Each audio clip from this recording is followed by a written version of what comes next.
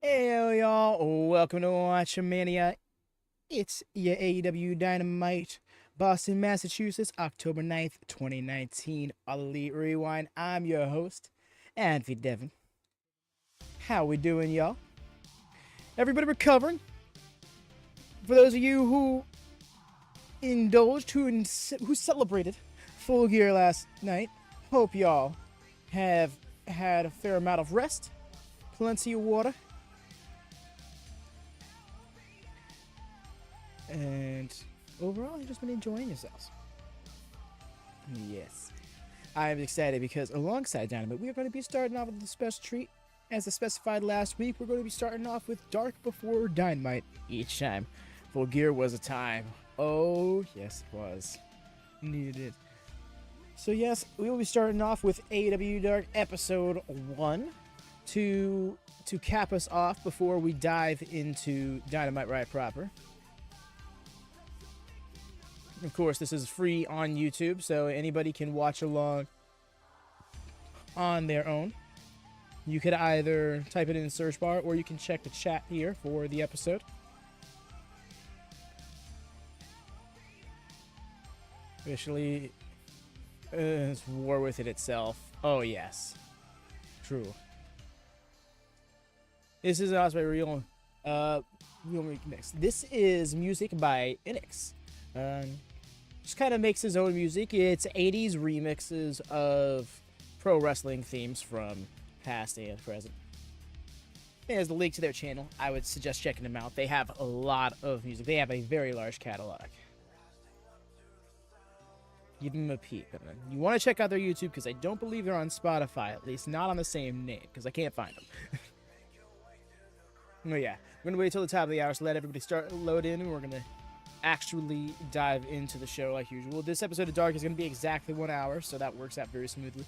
It's going to be 3 solid hours of 2019 AEW wrestling. Behind you. I don't want to. I'm scared of pyro.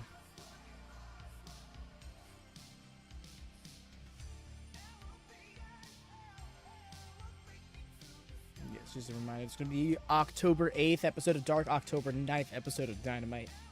It's going to be fun because we're going to be having another installment of the tag team tournament. Well, not actually, it's going to be our first match of the tag team tournament because that's right, the Dark Order is getting a bye in quarterfinal. So it says their match from All Out.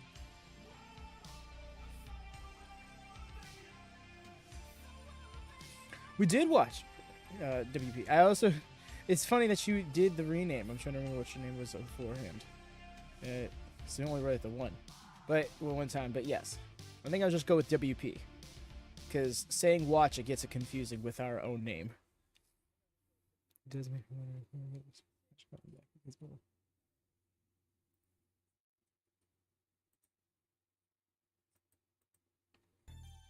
certain match coming back.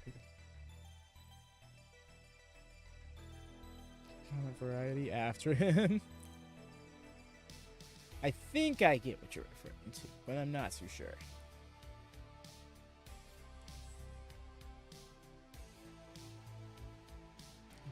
Matches are there.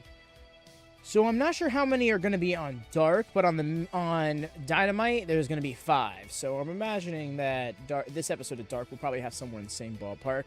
5 matches. They'll be a little bit shorter. It's possible that it's just 3 or 4. Who knows? Because this episode of Dark was the very first, so they were still trying to figure out the identity for it. Oxmay and Arbide. I appreciate the big Latin translation just in case.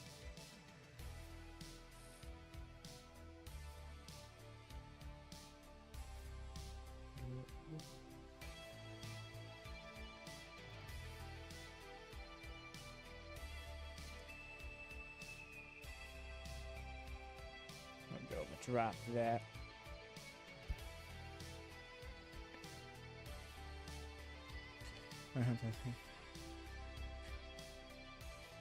Yes, I think you did. Yes, once more, y'all, dropping a link to episode 1 of Dark. Sorry about that, of course.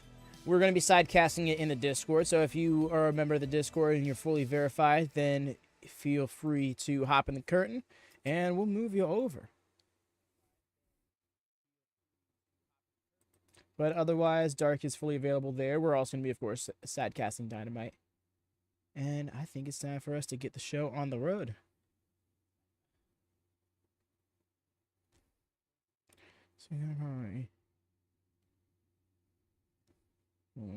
Yeah, that confuses me as well. Dark episode 2 will be next week. Because the idea is that we're going in chronological order. So we're going to be doing the October 8th episode of Dark, which is the first one, and October 9th episode of Dynamite, which is the second one. I don't put it in the title, one, because it's a little too bulky for that. Two, no one's going to be coming out here for Dark. It's just kind of going to be a bonus thing. Because I do think that at certain points it is going to matter to Dynamite, and it's better to have that context than to have to explain all of everything. Anyways, yeah, so if everybody who's watching along is zeroed out, we're going to get started in 3, 2, 1, go. Of course, we'll have the audio here for you to sync alongside. Hey everyone, I'm Tony Schiavone, and welcome to the first edition of AEW Dark.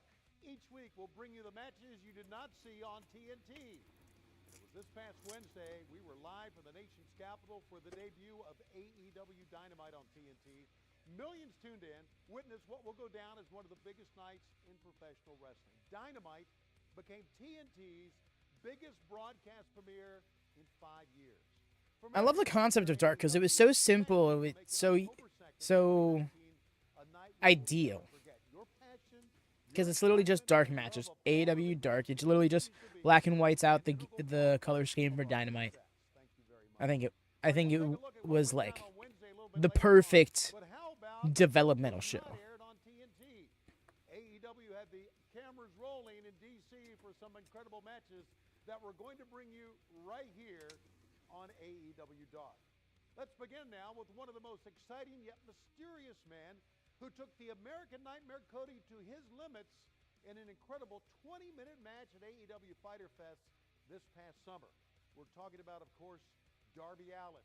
He'll go one-on-one right now with the veteran from OWE, Shima. Oh, wow, this happened on Dark?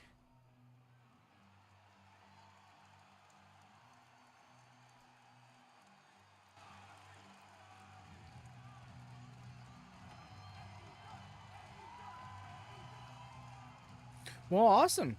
Okay, I was not ready to see this caliber match this regard.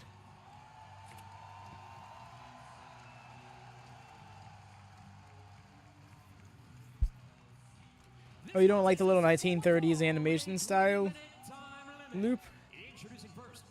I get it.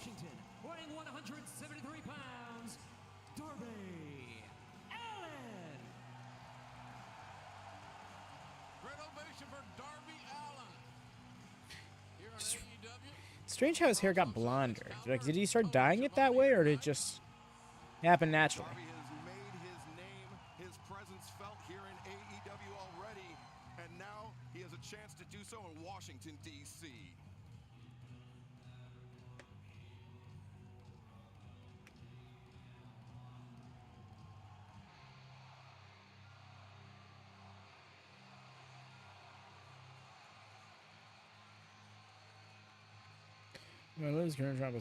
Yeah.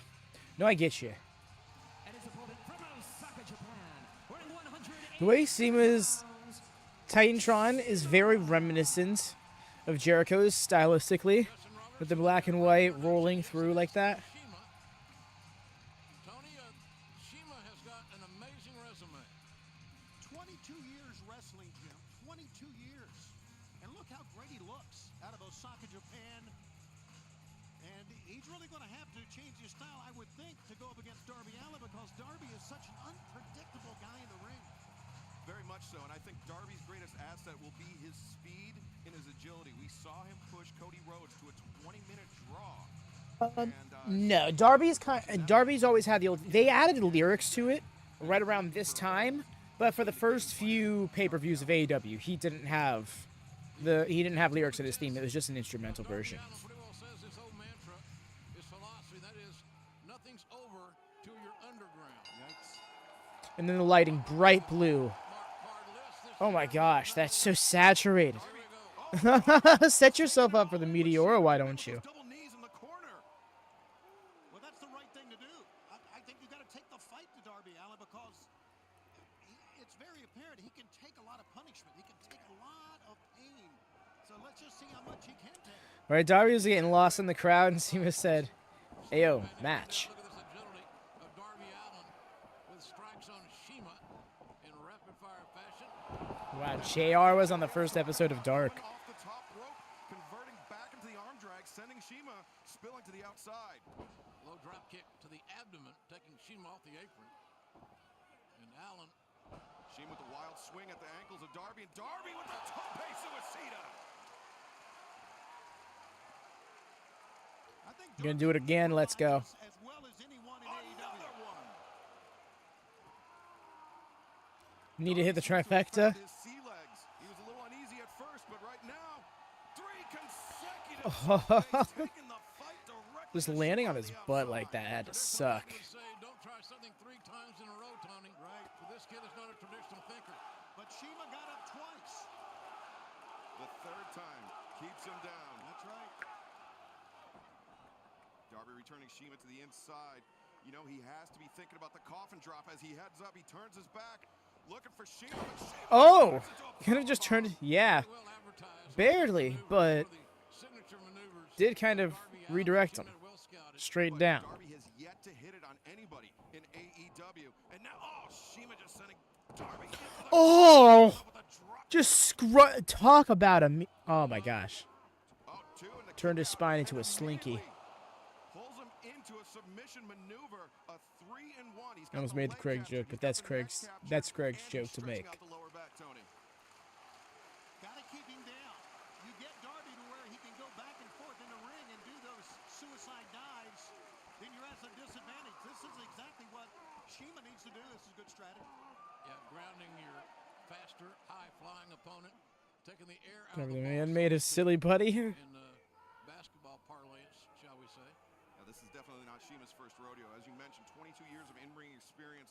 He has wrestled around the world. He has wrestled on stages almost as big as It's not the me. inaugural episode of AEW Dynamite here tonight. But Darby, this is his first experience, but not showing any signs of nervousness as he sweeps out the legs of Shima. Upside down, and the proverbial tree of woe is Attacking the knee like this. Headbutting his knee. Rapid Not many people just decide to get kneed in the head. And with Shima upside down, Darby just charges in, throwing his entire body weight into Shima as he's strung up a second time and really targeting that knee, that right knee of Shima. I mean, it's not a bad strategy. outlook on life philosophy. I think sometimes Yo, Jesse, what's in all up? likelihood, his career could be How it goes? shorter than most guys because of the fact that he will take every chance in the book, and those coffin dives on the ring apron are insane. They really are. Now, I just wonder if it comes from that skateboarding background. You know, they do crazy things. Yes, Jesse is here. Darby charging in again, though. Shima gets up the knee, but you can see he brought up the right knee. That's his favored knee. But he paid a price for that in an overhand Shaft to the shot back of the right between neck. shoulder blades of Darby Allin. And yes, we are watching the first episode of Dark right now. Winging DDT, landing him on the top of his head. And here goes the cover. Far leg hooked. Near fall of 2 count, says our referee. Shima really thought he had the win there. And I think it's going to take a lot more than that swingy DDT to keep Darby Allin down. Yeah, Darby can endure an inhuman amount of punishment, seemingly inhuman, because he is human after all. At least we think. Yeah, Been a Pineapple Pete sighting? No. Appears to be. not seen his versus. Not yet. We are literally in the first match. Wait, isn't here? Is that Rick? No. Shima sends Darby Over here than now. Maybe he put a little bit more effort in keeping that noggin shiny. You never know. Only 22 years of age. The sickening thud across the solar plexus. Oh, but Shima just eating it for breakfast Oh. and returns fire with a shot of his own. I'll have cereal, thank you. See, I think that's the difference in the experience. His chop was much more effective on Darby's than Darby's was on his. Darby can do a lot of high-flying great things, but that chop didn't have By the way, y'all, please do drop a thumbs up if you haven't done so already. It goes a long way in supporting us. particularly for these All Elite Rewind shows, as they're not something people are necessarily on the hunt for, but sometimes the most enjoyable things are things you just happen to stumble upon. Legs are over the body. Nice positioning by Darby Allin to get the near fall. Yeah, just too much leg strength, though, Jim, from Shima. And that's where Darby thrives, when his opponent underestimates him. Is it just me, or did Rick Knox's sleeves fit better here? Every chance in the book. Now the coffin drop, but the knees up. Good grief. Not sure who got the worst of that. I think Darby Allin's 0 for life as far as executing successfully the coffin drop. His knees. The spring off of that Shima follows up with backstabber. that lung blower. Now got the legs crossed. Perfect driver. 1, 2, no. Not the perfect flex, a That was perfect nearest driver. near falls created by Still a Shima kick out, on though. Darby Allin. Allin is now either Allin's got to Needs it to be something major perfecter. happen, a big break he creates, or Shima's got to miss something. Allin's in trouble. Shima heading up to the top. He could be What are they thinking doing? Meteora to the back of Darby's Oh, that's head. rough. And it's Oh, that lights out Darby. that's a lot of distance he cleared. No. It's amazing how much pain and how much The willingness to accept pain. to keep coming back from the pain. He's an amazing. And that just has got me looking performer. around. It's like, there can be a It's an Pineapple amazing Pete in the company, crowd. A lot of hungry guys looking to make a name for themselves. Oh, Shima, nobody home. Coming down on that injured knee. Big break here for Darby goes over. Darby Allin. Yoshitonic. 1, 2, no. Damn, that got real close. Yeah, a lot of us were surprised there, pal. I thought it was over right Darby up to the top. Coffin drop. Got it. there. Allin hit the coffin drop. Legs are neutralized. The 3 count. Wow, there it is. And Darby Allin wins a big one here. The winner of this on match, AEW. Darby Allin. Yeah, there's your winner. He may not look like it. By God, he's a winner. It's classic Darby Allin, I can tell you that. How about this coffin drop, Excalibur? He came down with his full body weight across the chest of Shima, and that was it.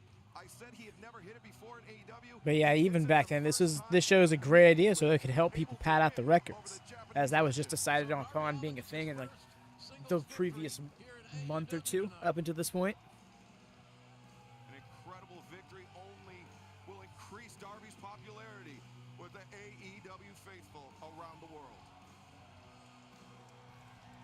Hey there, Hassan. How it goes? Darby Allin picks up the victory in an exciting matchup, and after this impressive victory, Allin will now step in the ring against the Cracker Barrel Clash winner, Jimmy Havoc. The two will go one-on-one this Wednesday on TNT Dynamite, live from Boston. The winner of that match now will go on to wrestle AEW World Champion Chris Jericho. That'll be October 16th on TNT, live from Philadelphia. The AEW Tag Team Championship Tournament kicks off this week live on Agreed. TNT Dynamite. Was a grand 7 show, teams will Hassan. have the chance to become the first ever AEW World Tag Team Champions. Now, 4 of those tag teams were put together in an 8-man tag team match recently that saw the Hybrid 2 and Helico and Jack Evans team up with the Lucha Brothers against a team of Best Friends and Private Party.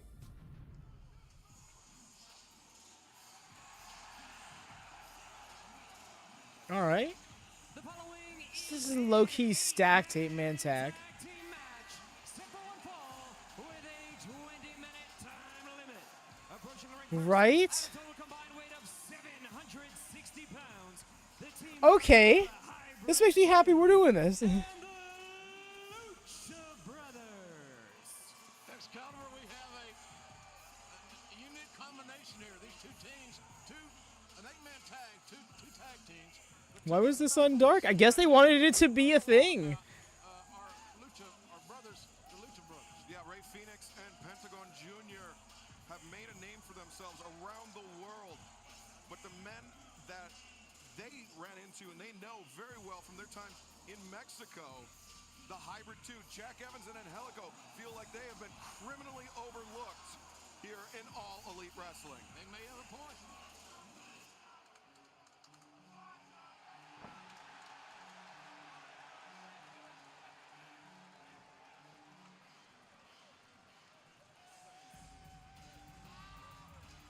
And their opponents at a total combined weight of 778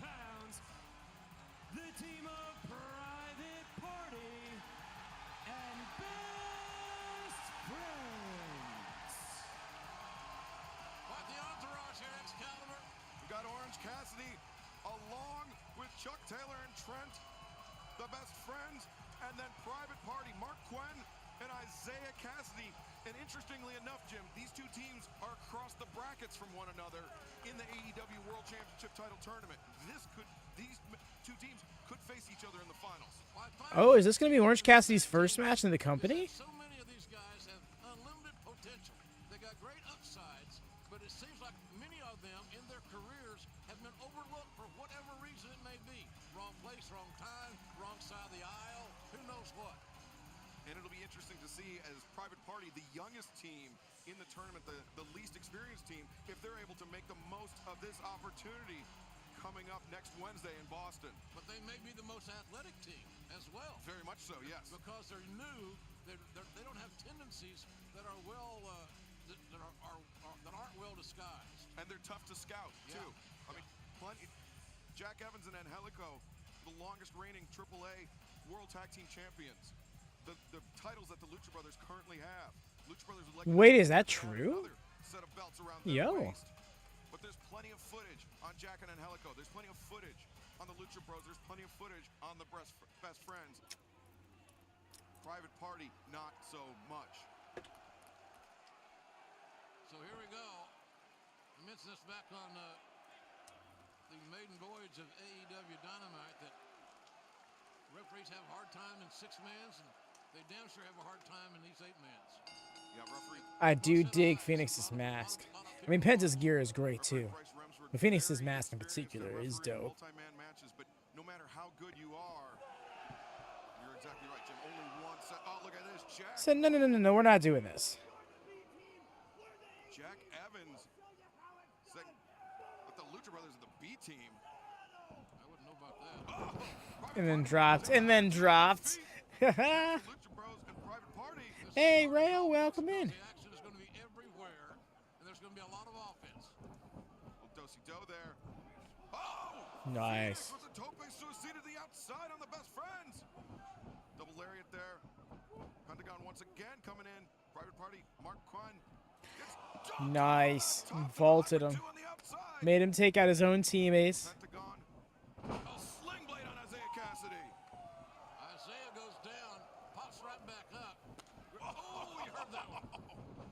Cracks him, and as does his brother, Ray Phoenix. Oh, stereo drop kick. to the Stereo head. and dropped. Almost caving in the How skull of goes Isaiah Ray? Cassidy. Isaiah down, gets The vibe's good to you. saved there by Chuck Taylor. Taylor, though, immediately taken out of the ring by Jack Evans. And now, order restored as Every Angelico time, shut up. tags into the ring. Left hands from Angelico. Like Chili Lamone, the left-hand reliever for the New York Yankees, Kalo K.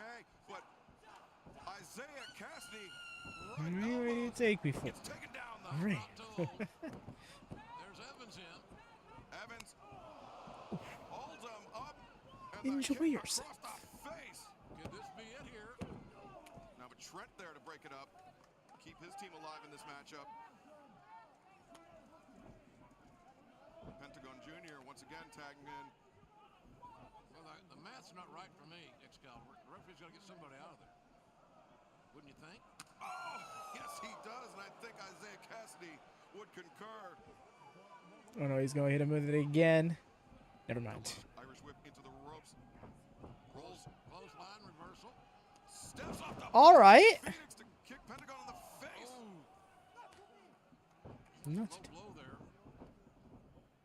no. Cassidy steps over.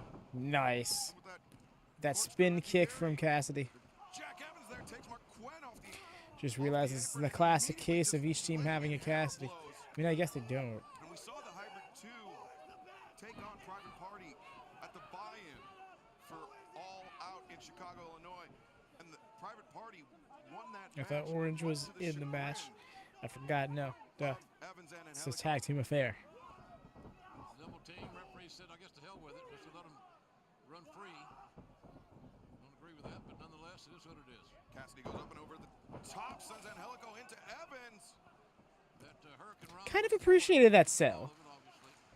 I'm using his own. Now, Cassidy making the Whatever long myself throw, a and shot Helico there every with that because double sledge. that is true, Ray. That is true. My key whenever drinking was always to have a bottle of water on hand. I seldom ever woke up with a hangover as a result. Calmly as his, I have not figured out Orange Cassidy yet. he poses a problem for his Granted, opponent, I don't Chuck drink that Taylor much, seems to have but figured out Angelico. in pretty much every instance that I have, I've always tried to make sure that I'm drinking water alongside my alcohol. And Chuck Taylor clears across the ring, and Angelico though gets the Oh, look, cheekage. but Trent there with the back elbow.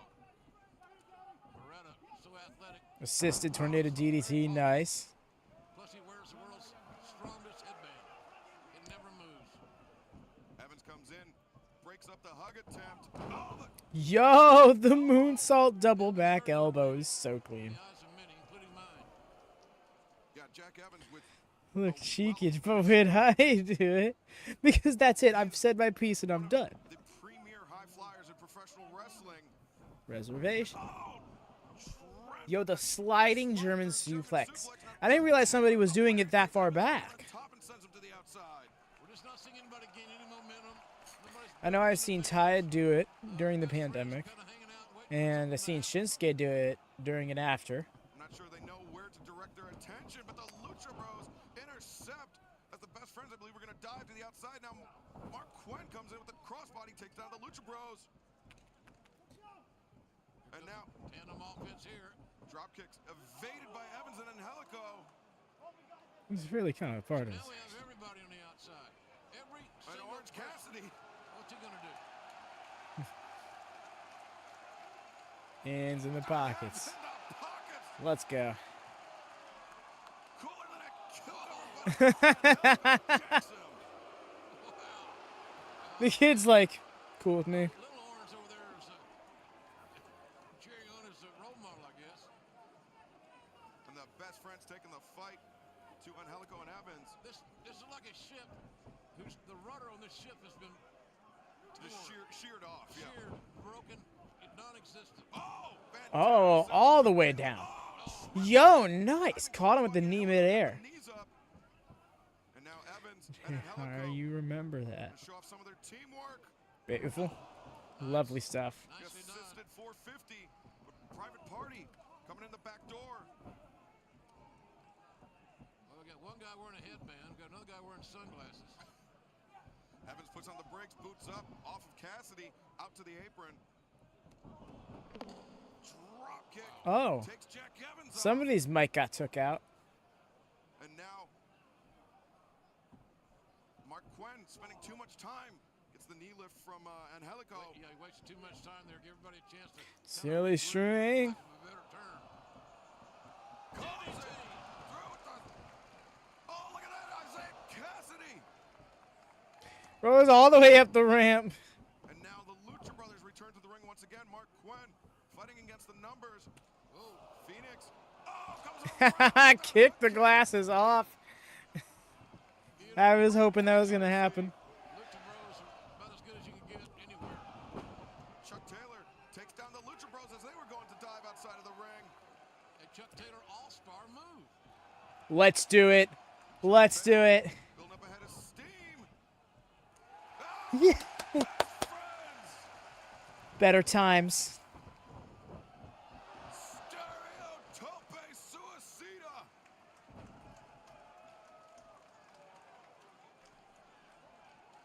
It was the best of times. It was the friend of times. Gave him his glasses back. Some teamwork there as Chuck Taylor Man, now I miss the sexy Chuck. Right? sunglasses.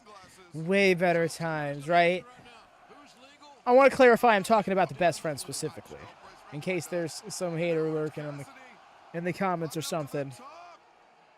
Hands in the pockets and times on the pile.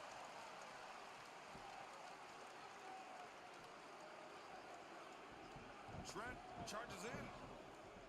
Pentagon though intercepts with a knee. Chuck Taylor intercepts. Let's go.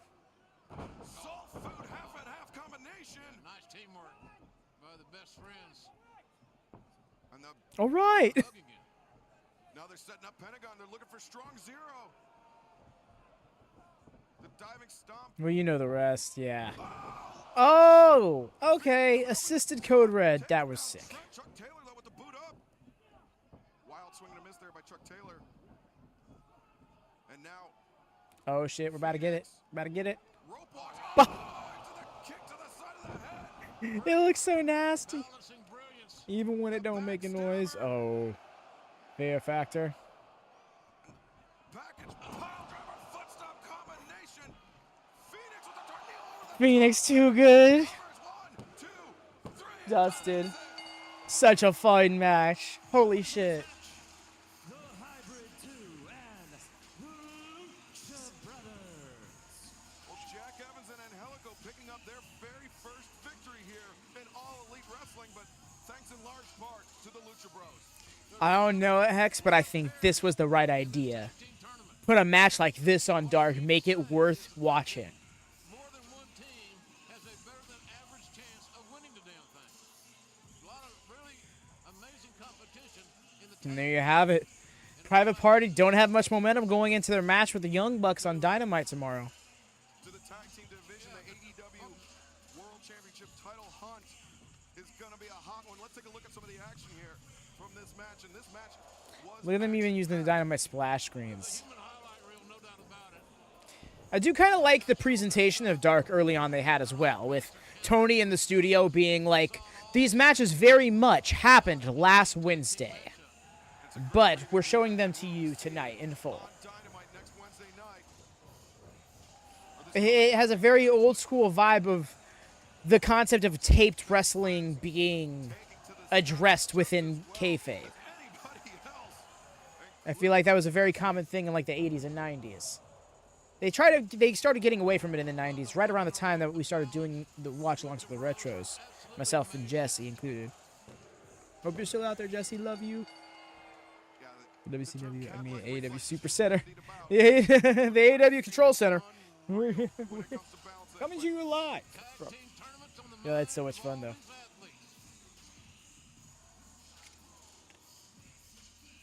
Now, TH2 dub. I'm here for this. Big TH2 fan. The AEW World Tag Team Championship Tournament begins this Wednesday night on TNT as Private Party will go up against the Young Bucks, who have to be considered the heavy favorites. More on that in just a moment. This past Wednesday, fans witnessed an incredible championship match as Riho defeated the Beast Nyla Rose to become the first ever AEW Women's World Champion. Now Riho sits on top of the mountain, but let's talk about some ongoing issues between some of the other competitors in the women's division. Yes, B. hear it. Priestley and Dr. Britt Baker, D.M.D. Here it is. B's the main reason that Britt was not involved in that AEW Women's World Title match. Their battle continues on as B recently teamed up with the debuting Penelope Ford to take on the duo of Dr. Britt Baker and Allin. What? This happened on Dark. No, I'm here for it, though.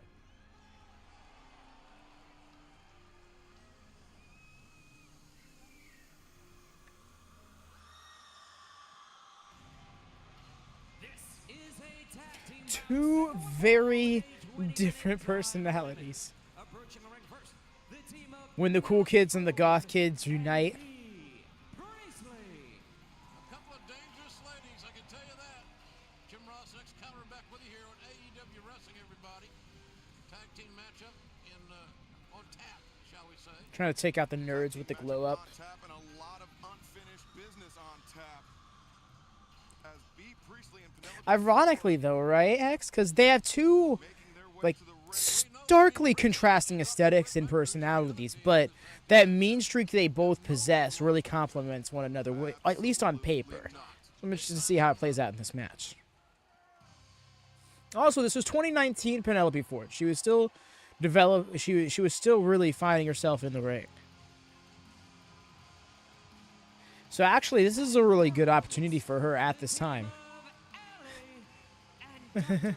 Britt Baker, D.M.D. No pyro. Britt does not look here for this team. At all out. Money. When B. Priestley was making her way down the ramp, Dr. Britt Baker hit one hell of a Thez press on B. Priestley and laid in some heavy leather.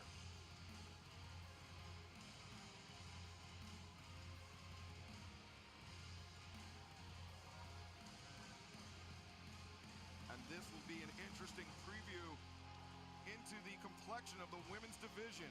They all have their sights set on Wow, the fact that she's always had this theme. the new, the first, whatever you want to say.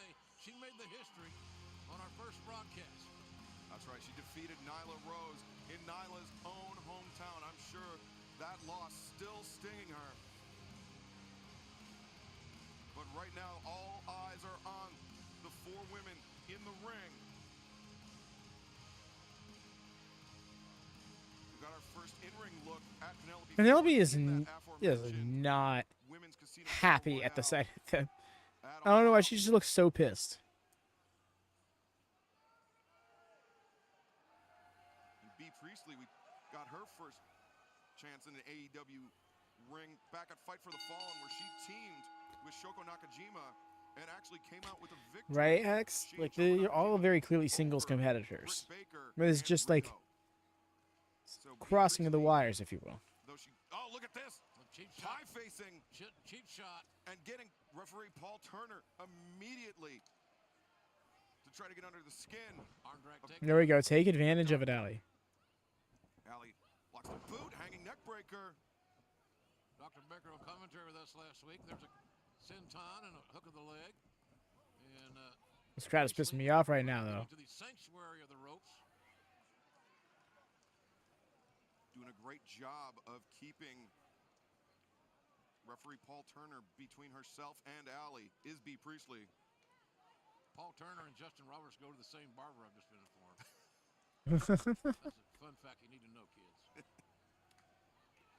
And B. Priestley with There the you go. oh now and immediately tagging out to Penelope Ford.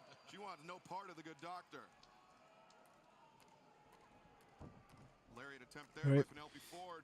Full Nelson transition to the snap mirror. Good fundamentals. Crucifix, okay. Guillotine pin, got a near fall. Pulls through. Cradle, no, only a 2 count. Heard a lot of good things about Penelope Ford. She is a up-and-comer here in the AEW women's division. Over the leg.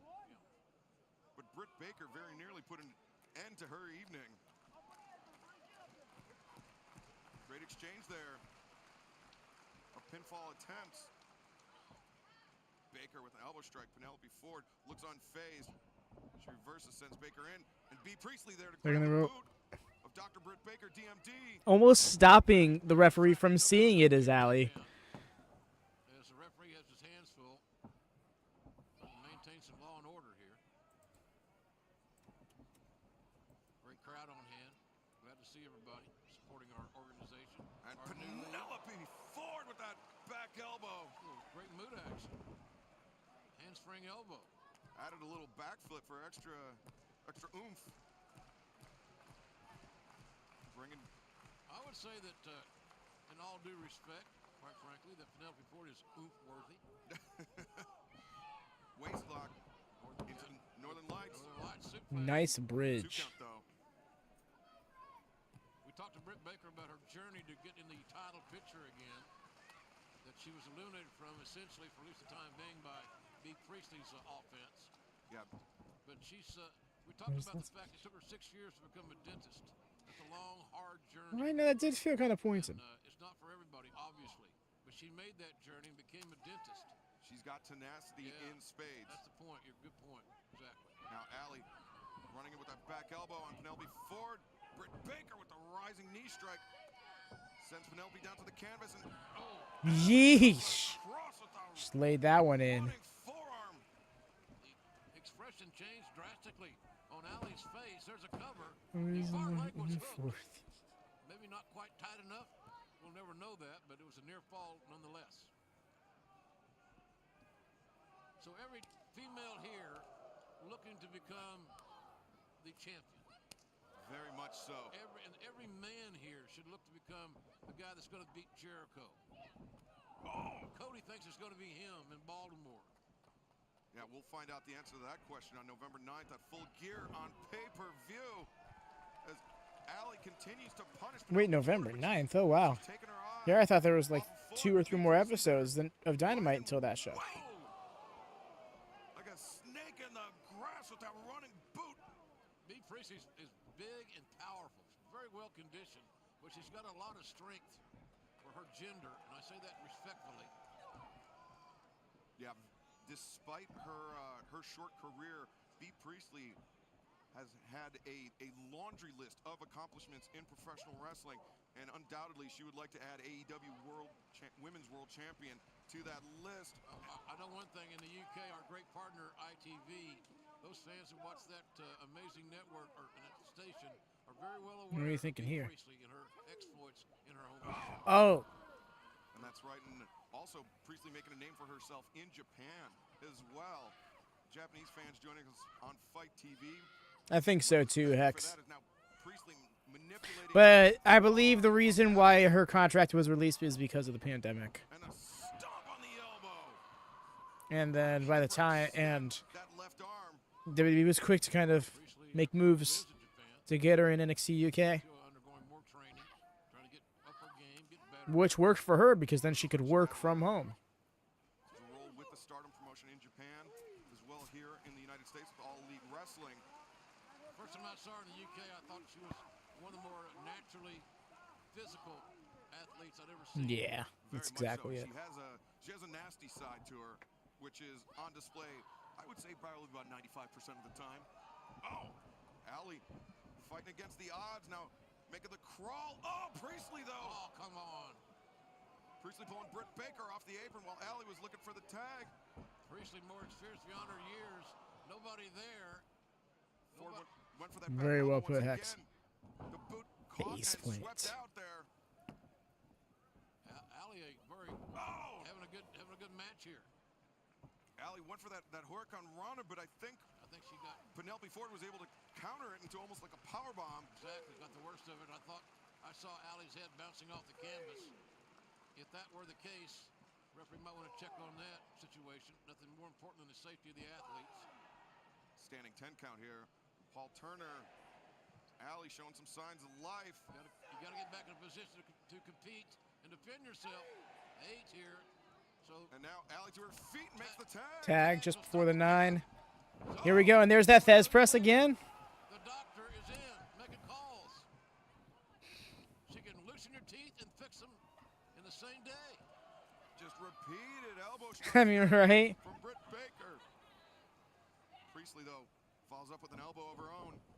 Imagine your dentist challenging you to a match Baker follows with Priestley intentions to knock your teeth out, so you Shot. had to make an appointment. Wild swing and the miss by the lariat sling blade there from Britt Baker. And The way that B and Britt are matching more than they are with their respective partners. leg hooked. Oh! Nice with the spinning breaker. Fisherman style neck breaker. 1, 2. No! B. Priestley kicks out. Priestley strong, powerful, able to kick out of what would have been almost a sheer pin on a lot of other ladies. Britt Baker cannot allow her animosity toward B. Priestley to get the better of her. She needs to stay focused. She needs to come away from this match with a victory if she wants to get back into the title picture.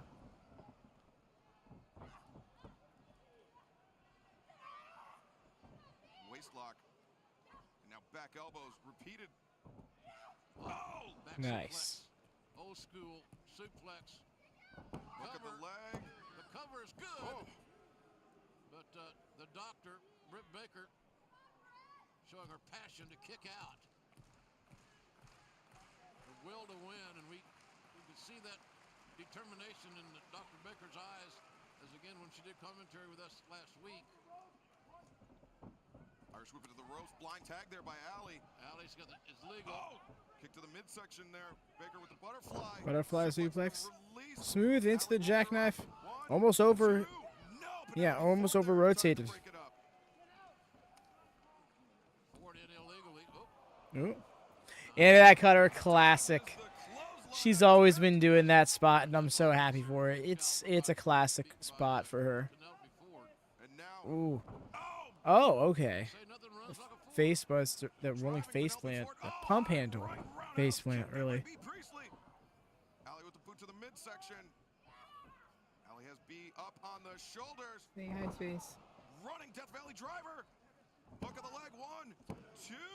No, B. Priestley kicks out. Priestley's just an extraordinarily strong woman, and Allin very surprised, almost shocked that the pin didn't go down there. Allin bringing Priestley up to her feet. Priestley grabbing the hair into the jawbreaker. It's easy to see as time moves on, Excalibur, that the women's division of AEW is going to become extremely, extremely competitive. Running neck breaker. Nice there. neck breaker. And Jim, you're exactly right. AO Rock, welcome in. Penelope Ford. How it goes. Dr. Britt Baker goes under. DDT. Oh. D.M.D.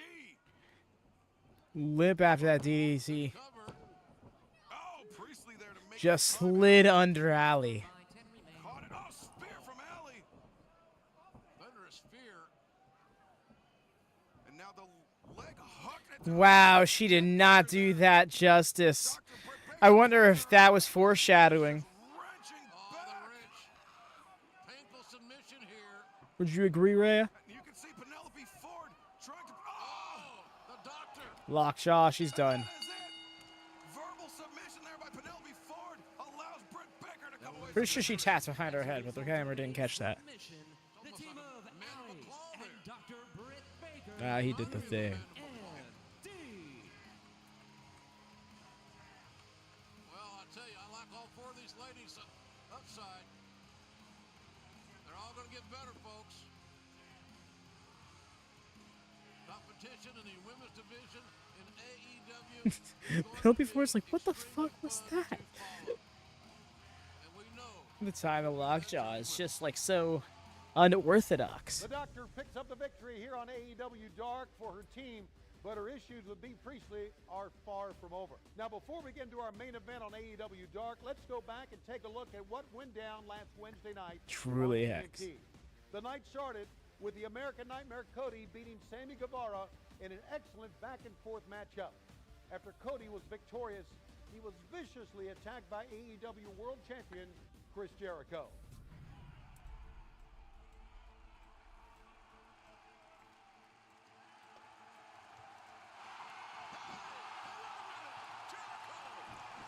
Sammy didn't give a damn to stop it.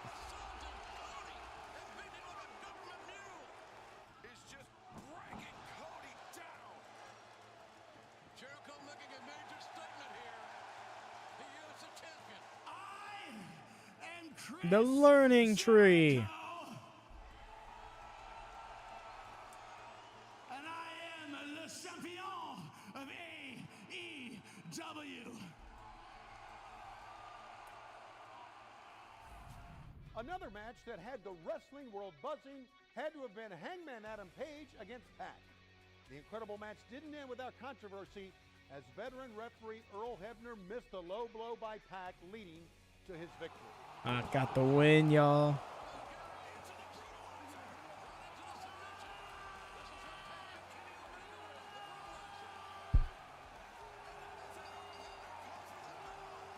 The main event saw the team of the Elite take on AEW World Champion Chris Jericho, Santana, and Ortiz.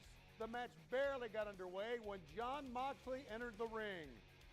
Or is there something right? Jon Moxley here to assault Kenny Omega. Over in the VIP area.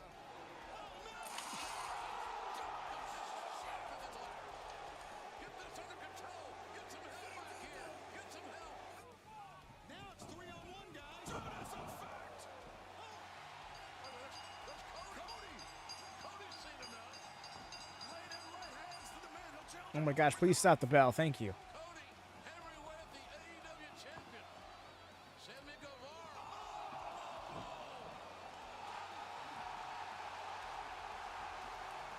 Dustin Rhodes is here. That's right, we're going to be having a match on Dynamite, a tag match.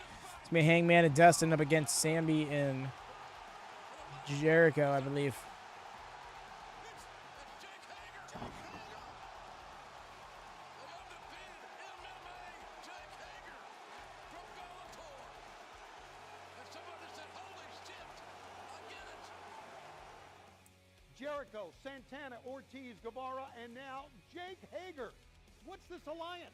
Hopefully we'll have more answers Wednesday night on TNT. Hey, it's Tony Schiavone, and we are in the AEW Control Center. The AEW Tag Team Tournament kicks off. It literally is the AEW Control Center. Agganis Arena. That's great. Private Party will face their toughest challenge yet, the Young Bucks, in first-round action. How are the Bucks feeling after their attack Wednesday night? I knew it ended up being a thing. I didn't know it started being a thing this early. Begins this Wednesday. 7 teams make up the tournament. It's single elimination. The winner being crowned October 30th live on TNT from Charleston, West Virginia. The winner of Wednesday's first match will face the winner of the Lucha Brothers, Pentagon Jr. and Ray Phoenix, and Jurassic Express, Jungle Boy and Luchasaurus in the other semifinal. On the other side of the bracket, SCU, Christopher Daniel and Frankie Kazarian will collide with best friends Chucky T and Beretta. And that winner goes on to face Dark Order in the semifinals. Now, those semifinals will be held in Pittsburgh live on TNT October 23rd with the championship match the following week. Which team do you think will win? We asked that question on Twitter. On the October and we've had 30th edition. many responses. Charleston. Alex Rodriguez says, Lucha Brothers or we riot. Thanks, Alex. Casey Jones says, all hail the Dark Order. Tiffany Oh my gosh, says, this is dumb. love a lot of these I was tag thinking it was teams, going to be like a little but I 30-second thing, and I was going to be like, you know what, I'll just let it play out, but it almost feels like this is also, we're those skipping. title belts are gorgeous. Thanks, Tiffany. And Ryan says, Young Bucks or Lucha Brothers. Thank you for everyone. Let us know who your favorite is on Twitter at AE Wrestling. Also for this Wednesday in Boston, AEW self-proclaimed chairman That's Shawn right. Spears with the legendary Tully Blanchard in his corner will step in the ring with the returning Jon Moxley. After what Moxley did to Kenny Omega, the chairman has to be ready for anything and everything. Now, when it comes to Omega, we are still awaiting an update on his condition. The main event for Boston is set as Hangman Adam Page and Dustin Rhodes will have their hands full against Sammy Guevara and the AEW World Champion Chris Jericho. We have to believe that Ortiz and Santana and Jake Hager will not be too far behind. This and more as AEW Dynamite returns to TNT this Wednesday night, live from Boston. On Saturday, November 9th, Jon Moxley All right. versus Kenny Omega. I apologize to whoever's watching along on their own feed, but I'm going to skip ahead of this. Cody versus Chris Jericho. The man continues to reinvent himself. There is nothing that Chris Jericho. Live Saturday. On All Elite Wrestling Dark, 2 of the teams in the upcoming tournament Wait. as one of the most popular teams in 46, all of 49, AEW, 46, Jurassic 50, Express 46, faces 51. SoCal Uncensored SCU.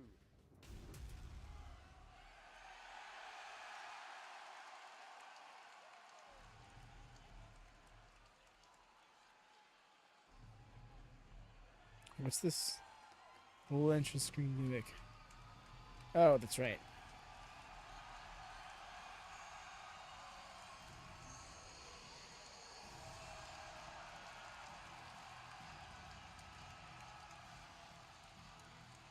This is a 6-man tag team match set for one Trio's fall record, with a one 20-minute time limit. Approaching the ring one first, loss. the team of Marco Stunt, Jungle Boy, and Sometimes we're looking to rectify that. the Jurassic Express. That's a trail to draw to, let me tell you, Excalibur. You're All exactly right. shapes and sizes. And this will be a rematch from All Out. The Jurassic Express looking for some revenge. Wow, a rematch from All Out on Dark. Pick up the victory, defeating Marco Stunt, picking up the pinfall on Marco Stunt, the smallest man, the smallest member of the Jurassic Express.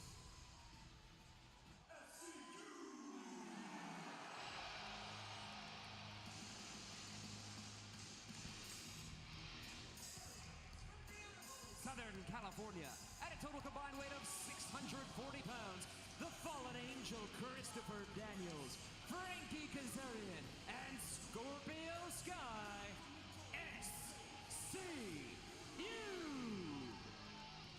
Very experienced 6-man tag team. And SCU, that'll give them an advantage, no doubt. But as Excalibur mentioned, these guys, SCU, they got a win over the Jurassic Express. Yeah, SCU undefeated in trios competition here in AEW. Be interesting to see if they I actually didn't beat their trios record. Is it just this one match? They've got. Is this going to be their second trios match or third? look for their weak points in their I'm trying to game remember. and now I wanna feel like it's their third. pull one over on the crafty But I know they also had a tag match, I think, at Fyter Fest. SCU.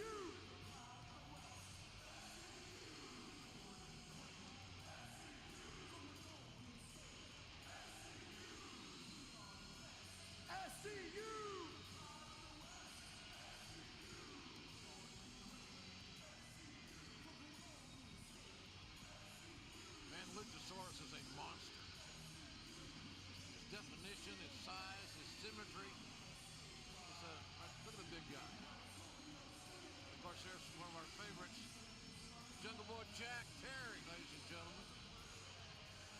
I love the Jungle Boy. Good look at the A kid. clean shave. Single ladies, by the way. That's such a jarring look. What is he do? No. Luchasaurus made an impression on SCU in that six-man tag team match. They had it all out with the soles of his boots. That was 65 million years of You really frustration hit us with coming him. Am I all supposed to chew out on it? at all out. Oh, it's interesting. Marco's Marco's stunned. gonna kick it off. Smelling it. Wait, smell this. 117 pounds of Marco's stunned. It's so hokey, but it is fun. And it takes me back to the BTE bits of this time. Green. But you know what, JR? He wouldn't be here unless he deserved to be. I agree. Marco's stunt is, I mean, It shows us all anything can happen if your heart's in the right place and you're where you think you want to be. This kid's got great courage. Look at this. Daniels Dropped. just lays in the shoulder, takes stunt off of his feet. Hey, I didn't think that Riho was going to beat Nyla Rose either. No, definitely not. I mean, the size No. advantage was so great. I'd have lost money on that one, but don't count anybody out in this environment. First whip it to the rope, stunt tucks under the lariat attempt comes Oh. through Into the roll up. final two. Nicely done. Almost Slick. silky smooth. Stunt goes over the There he goes. Got him with the arm drag that time. Kiberdora and then into the arm drag. And then stomping on the back, Mr. Bentley. That's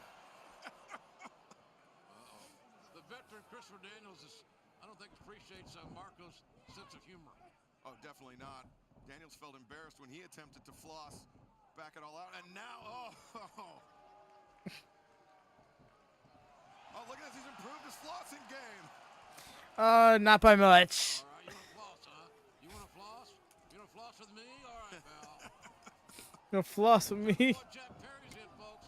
So business is ticking up. Kazarian immediately grabs the leg, goes for the pinning predicament. Jungle Boy, though, goes for a trip. Nice roll up. Kazarian, though, with the advantage there, continuing to put Jungle Boy into pinning predicaments, but Jungle Boy turns the tables, hooks the leg, crucifix there by Kazarian. Jungle Boy sometimes like wrestling a slinky.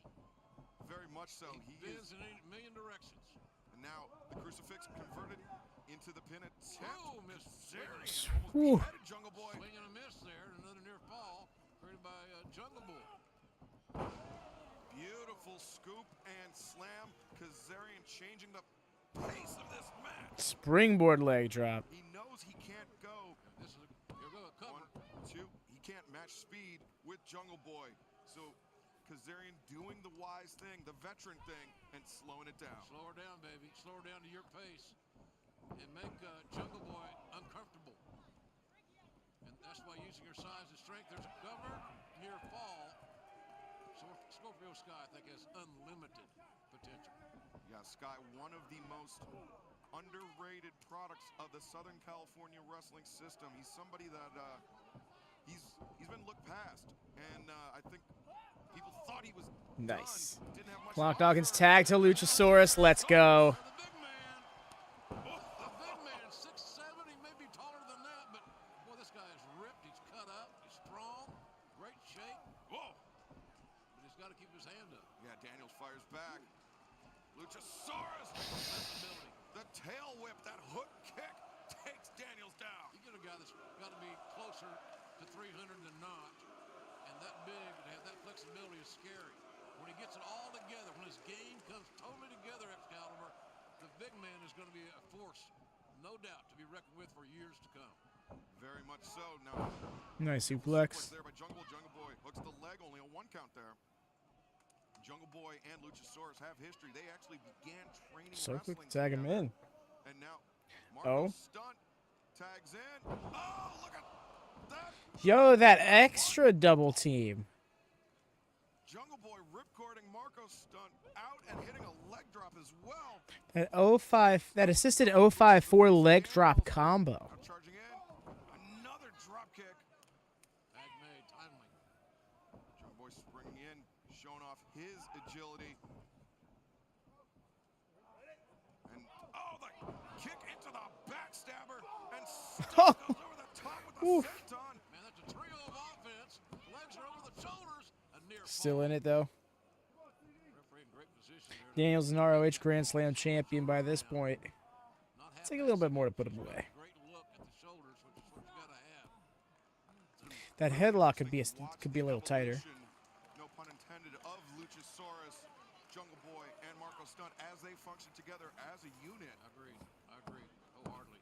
And their popularity is growing as well. You see more shirts, more merchandise supporting these guys. It's a good thing. If you'd like to get your own Jurassic Express shirt, shop AEW.com. Tilt-a-whirl into the sit-out slam there by Daniels. Buying himself a moment to breathe, buying himself some time to collect his thoughts, and perhaps to make the tag. Daniels up, makes the tag out to Scorpio Sky. Marco Stunt gets taken down with the Totally get that, Hex. Sky so powerful. I was just scratching my neck. I swear I wasn't doing the Riz thing. Fucking. He's the most skilled wrestler in a match. The most athletic wrestler in a match. Talking about Scorpio Sky. Wild swing and a miss there. Telegraphed it. Jungle Boy went for the duck and a beautiful drop kick. Ice water running through those veins. That's an outstanding athlete right there, folks. And now we'll find out what Scorpio Sky's made of. Another He's in there. outstanding athlete.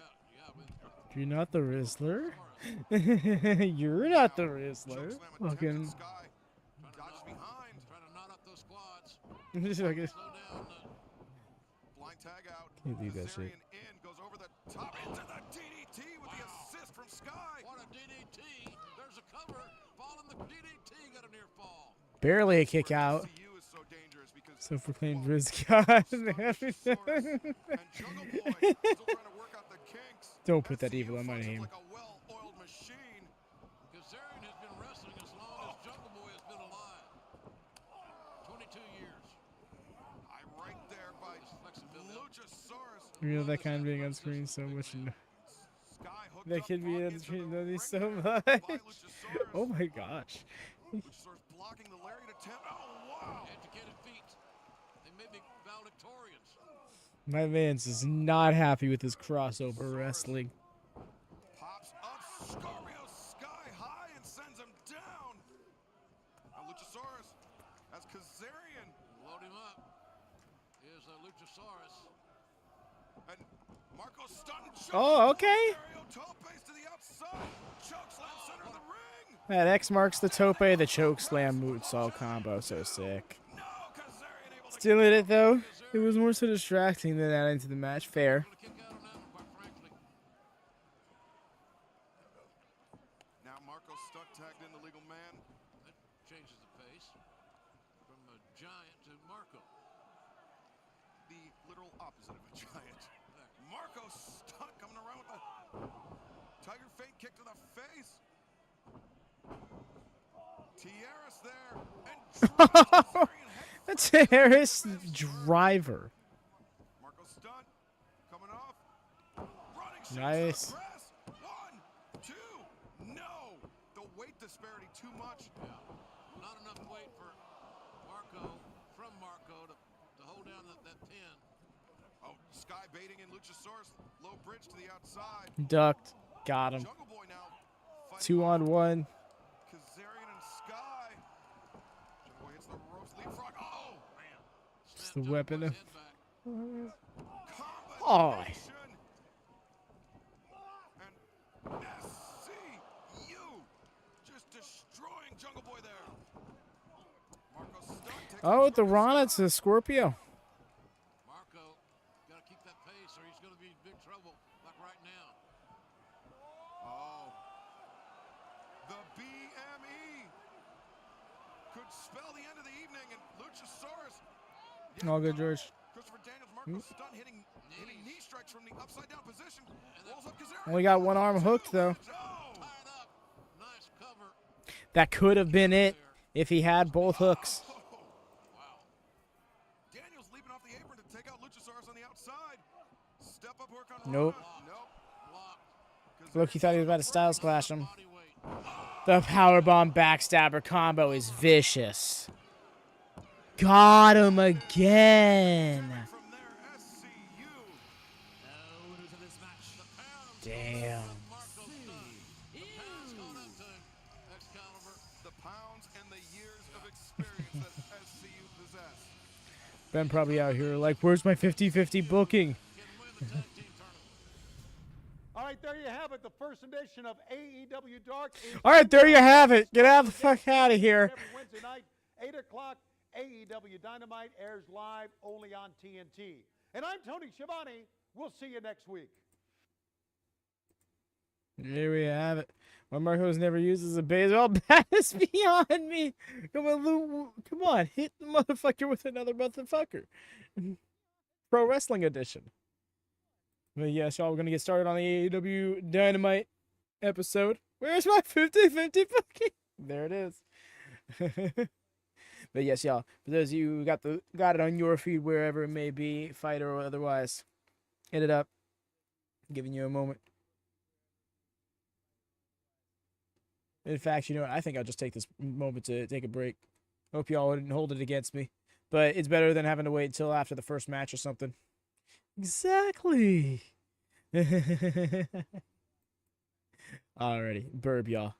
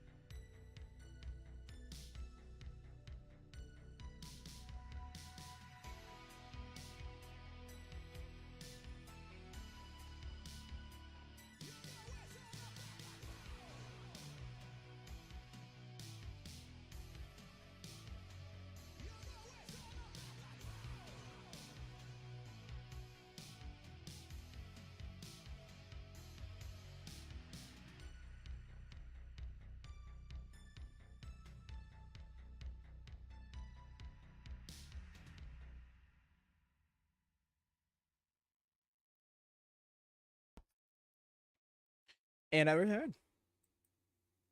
Alrighty, y'all. Let's get into this episode of Dynamite. Sorry about that. Just figured it was better off like that. I'll probably be taking another break this stream, but I won't be pausing the show or anything. I'll just let it play through during one of the breaks itself. But yeah, giving anybody a chance to get their time sync going. And I think I'll give us a countdown in just a moment.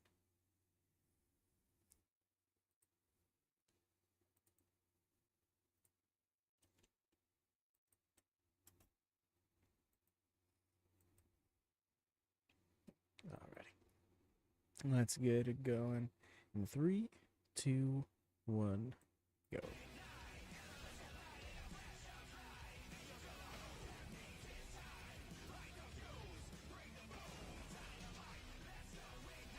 Got the audio playing as well for y'all in case you need to sync up.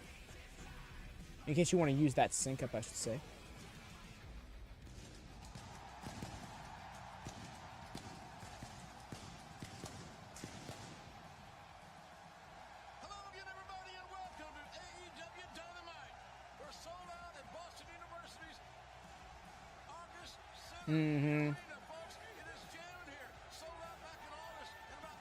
Yeah, Judas is rough. Although there was a few other things on even last week's episode of Dynamite that got me. It's lame.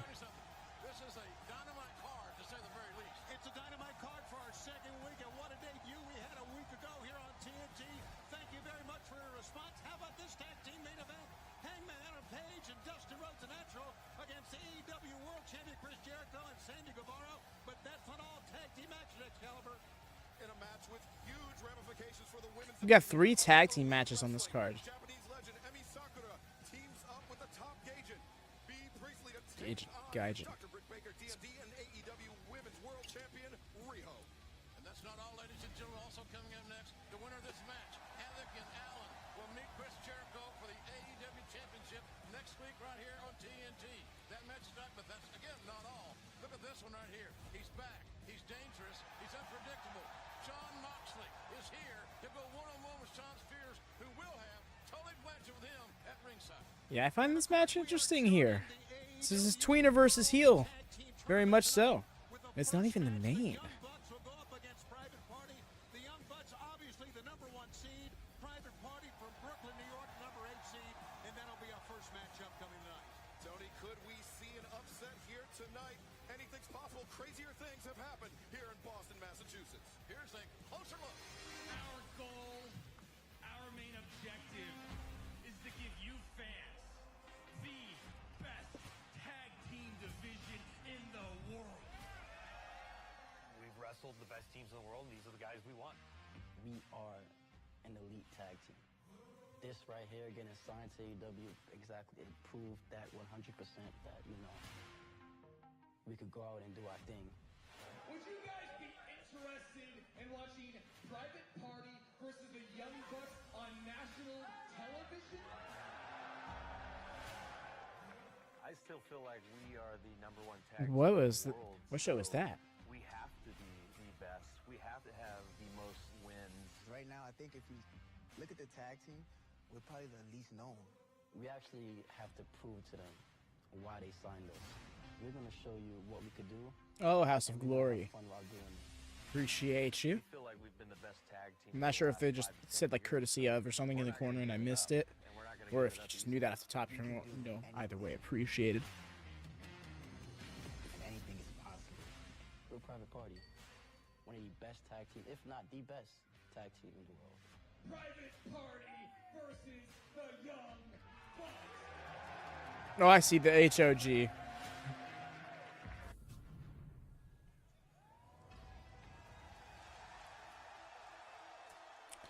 Look at them giving us a video package on the second ever episode of Dynamite, but I could have swore they didn't do that. I thought they didn't. I thought they never told us who anybody was or what the story was. This contest for Huh. 20-minute time limit is a first-round matchup in the AEW World Tag Team Championship Tournament. I appreciate that during the entrance, the Dynamite logo behind them just has all of the colors. Combined weight of 390 pounds, Nick and Matt Jackson, the Young Bucks. So the 2-1 is a tag team right now. #1 seed in this tournament. The Young Bucks, what a way to kick off the broadcast here this week. So glad that you're with us, ladies and gentlemen. As Tony Schiavone mentioned, we certainly appreciate your support and the great debut we had last week. So thank you all for inviting us into your home once again. And this is an interesting scenario. The Young Bucks are the heavy favorites, but Pretty sure this is the #1 seed versus the #7 seed. have no shortage of confidence. No, that's not true because Dark Order got the bye. Private Party has all the confidence in the world. They remind me of a Young Bucks from 10 years ago. It takes 3 seconds to lose a match.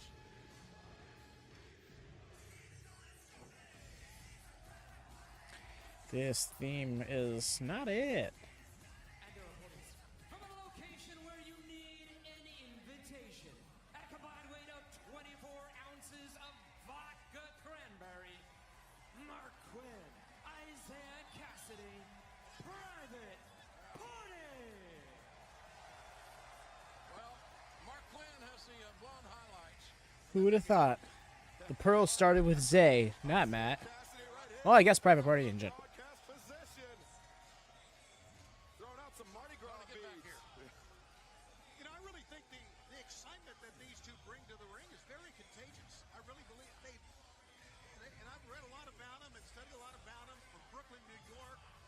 they worked to get here. This is a big moment for those guys. And Excalibur, you were in Chicago when they won that match. And here they are now against the Young Bucks. They're really taking their time with this entrance. Getting lost in the moment. Don't blame them, though.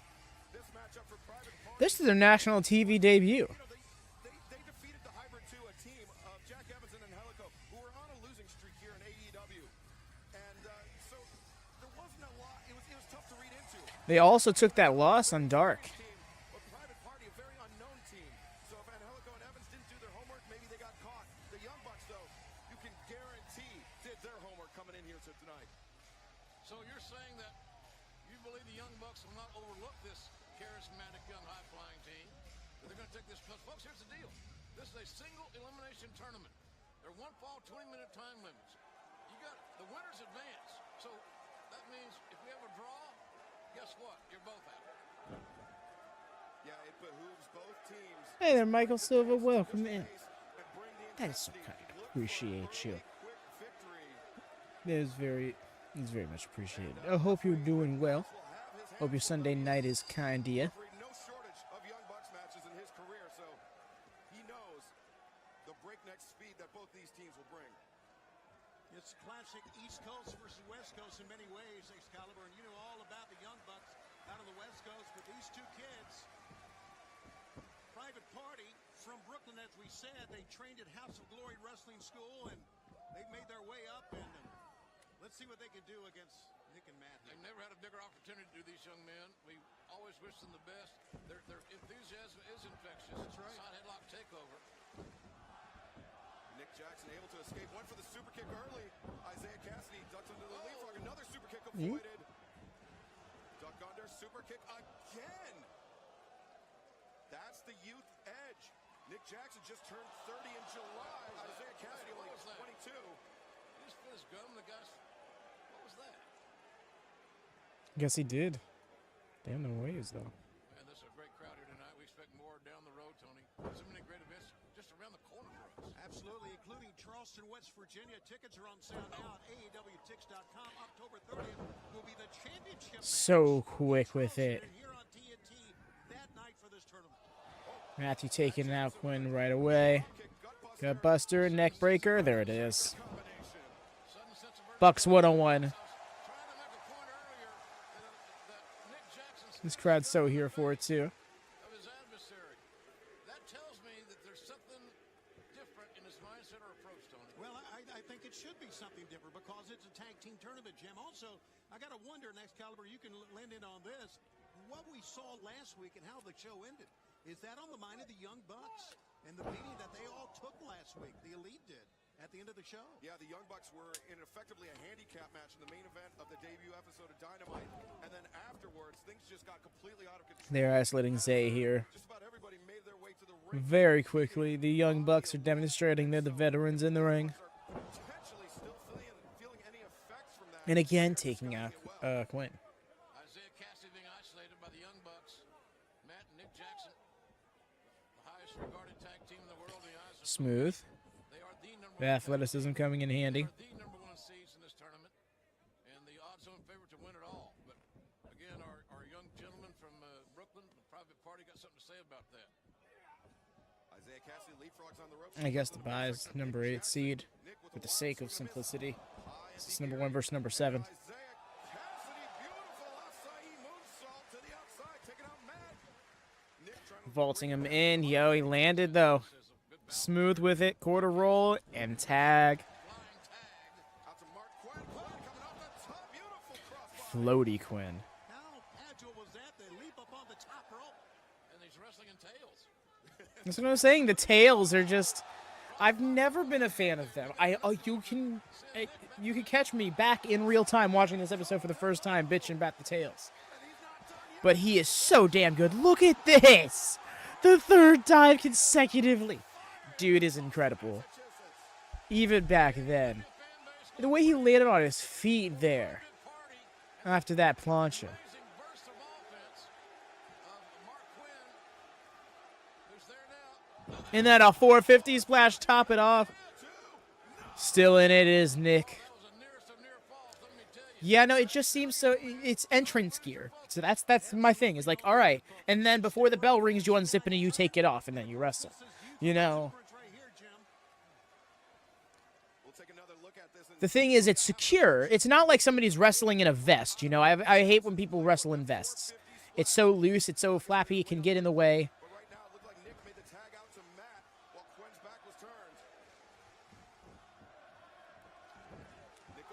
Nice with the super kick. X marks the spot. Having ourselves a party from the looks of it. Ooh, bloody nose, Nick. They were doing a pretty good job of avoiding the super kicks early on, but they couldn't avoid it that time.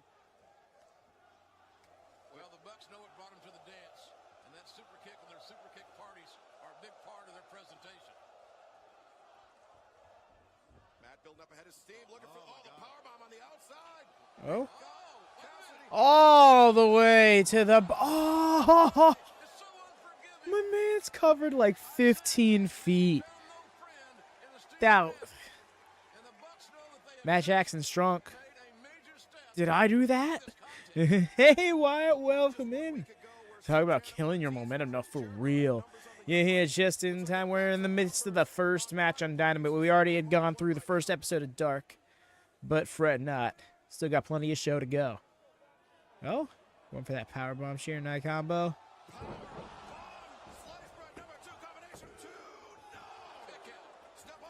Indeed, I am. Hope you're doing good yourself. Hope your Sunday has been kind to you. Hope the vibes coming into the evening time are good as well.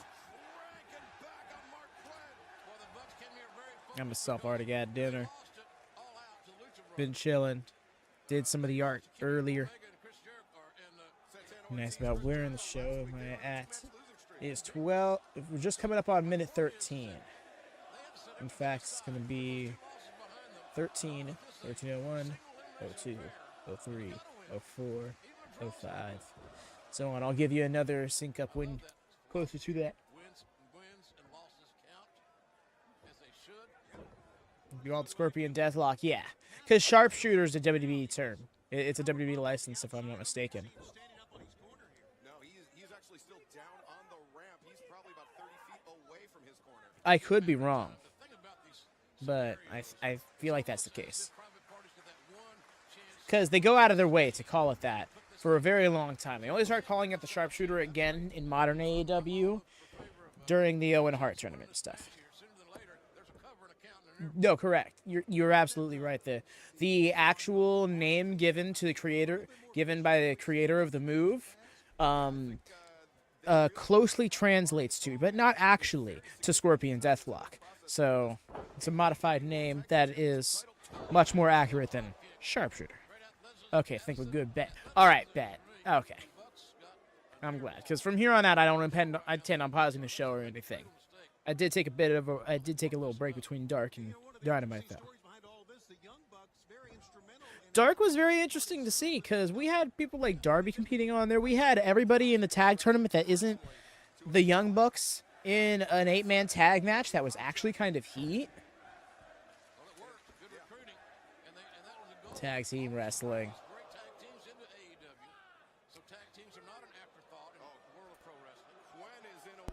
Main evented by an all-out rematch. Trios action between SCU and Jurassic Express. SCU got the win again. And JR, you've been talking about how the Young Bucks are the #1 seed, and that's with good reason. They have held titles in the good old days of Dark. Yep. That was my thing, is like, I had to make a decision. I'm like, is this something we do or not? And I'm like, I think it's worth it. I think anybody who's going to be coming back to watch it, I think, would be willing to invest the time in Dark. There are some long episodes at some points, sure, but I think it's always been worth the watch. At least up until Rampage comes along. And of course, if it ends up like being a dud aspect of the rewinds, we can always just cut it out. But now is the time to start if we were going to. He cut off Quinn there.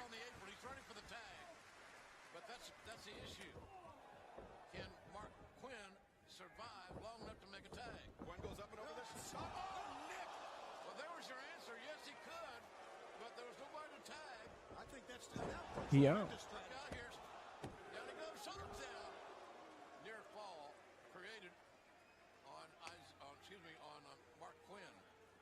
And that is the 15 years of tag team experience for the Young Bucks. Exactly. Yep. And they pulled him out. They prevented the tag from happening. Some of the fans may have booed it, but I think it was sound strategy. I think they outsmarted their opponent. I think they did. They, meaning the Young Bucks. Throw down, boy. Another pipe. Matt Jackson just berating Mark Quinn and laying in some double sledge Oh, okay. shoulder blades. Some vicious shots from Matt there.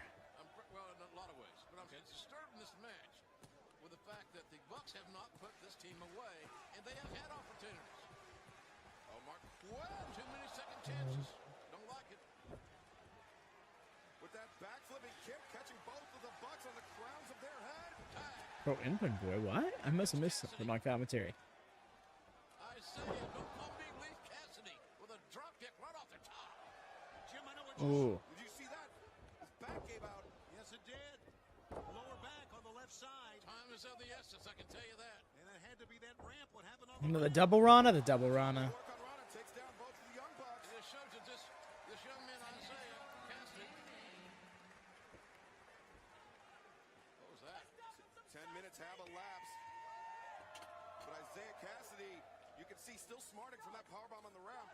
He needs to put the Young Bucks away with alacrity. Yeah, now, immediately, because that back's not going to hold out, and there you go. The exploitation of a previously injured body part is so veteran-like and such a lost art in today's game. Yeah, well, Matt's one of the veterans. Oh, going for the silly string. Outside, private party with the silly string there. Let's go. Countered. Northern Lights suplex. Nick Locomotive. Northern Lights from Matt. Brings Cassidy up in the trifecta. How about that? Yes, let's keep going. Let's go again. Both of them. Great leverage from Jackson. Shoulders down, got a near fall. And now we're realizing by these facial Sounds expressions wild. that the Young Bucks are Wild. we're in deep water here. We're in deep water. And if this thing goes 20 minutes, we're screwed. Well, you know, you mentioned a great analogy, Jim, talking about in football sometimes the better team will just let another team hang around too long, and you can't let them do that. Powerbomb combo. What a kick right to the spine. Classic Young Bucks double sweep of the leg. Matt Jackson looking for the Scorpion Deathlock. The Young Bucks tandem offense is as good as I've It's funny because I do believe they called it the sharpshooter at one of the first few shows. I think it was. I'm not sure if it was Double or Nothing or Fighter Fest. Had his share of lower back pains in the last couple years. He It might be the knows latter. Exactly the types of moves that would cause him pain, and he's going to do that exactly to Mark, or excuse me, guys. Oh, they did it this show? Okay. Learning from pain, all the great wrestlers have done it through the years. Damn, a face buster. It was rough. From Nick, and then he back Sailor Bro had to correct him. Oh, okay. Mark Quinn on the outside, and Matt Jackson wrenching submission time. That's very fair because I remember in the time between Bret Hart introducing the title and now he signed a Legends contract with WWE. The adrenaline rush is right. Had some element of exclusivity to it. Right to the ropes. A burst of energy. And Cassidy was trying to position himself underneath the ropes of the friendly corner. What a great wrestling match we're seeing here. Oh, look at this There's a blind tag. blind tag indeed. Excalibur. Uh-oh. Not a good landing for Nick. Oh, reverse. Yo, at the Poison Rana. Where the tag was made in that blind tag. Gin and juice? Let's go.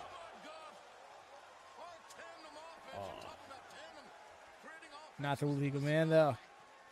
Now they call it the gin and juice, and it wiped them out. Watch out. Gin and juice for two on the rocks. Went up top. So floaty.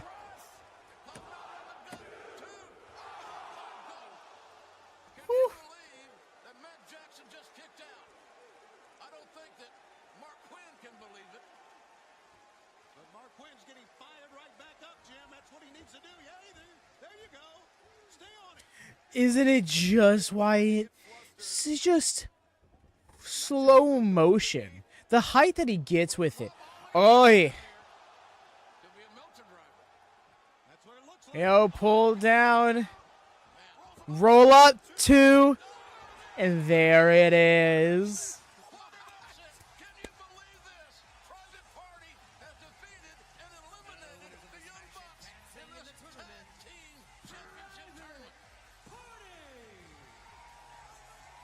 TH2. Who would have thunk it? I'm telling you, who would have thunk it? A lot of teams here that Everybody watching, everybody impressed. This was the one outcome no one was expecting. Clapping, he couldn't believe it as well. Private Party picking up an earth-shattering victory here in the opening round of the AEW World Tag Team Championship title tournament, and now they're headed out to the crowd. I guess the Private Party turned into a public party. the fans have received this tag team in an amazing fashion. Organically. They just did. How did it take us longer than become champ? Right? The way that was over that's 5 years and a month ago. But it still feels like they could have been competing at that level for the championship at this time. Man, this crowd is, they're kind of floored. They don't know how to react. Yeah, I know. It's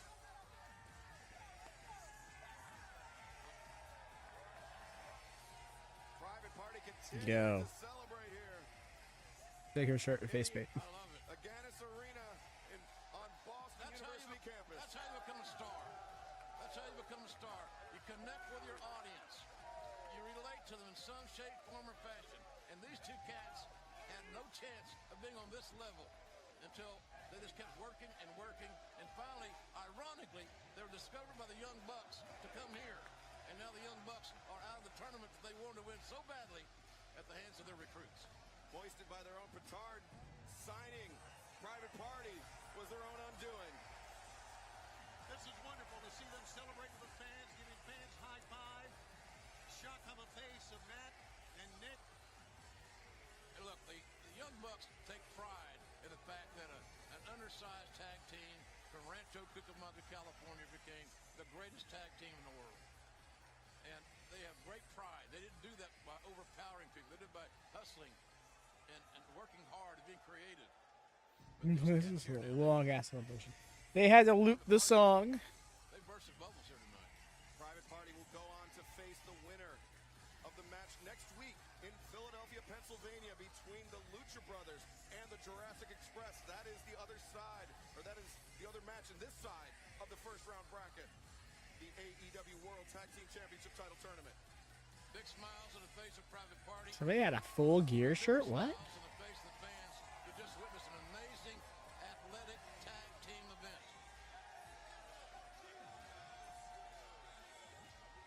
Now they're 2 wins away. 2 wins away. Who are these lads in shirts? In jackets. Who is that guy? What a celebration. If you weren't a pro, Y'all, it's the opening round. They're celebrating like they won the championship. Now, their enthusiasm is infectious. This sold-out crowd loves them some Private Party. The great things about pro wrestling and AEW, the emotional investment you're allowed to make with these amazing superstars. I wonder if it cuts a commercial and this is happening during the commercial. ShopAEW.com. Guys, go to the back. It must be during commercial here. Gentlemen, live here, AEW Dynamite. No, it's not. Okay, what? All right, muted. MTES. The ends.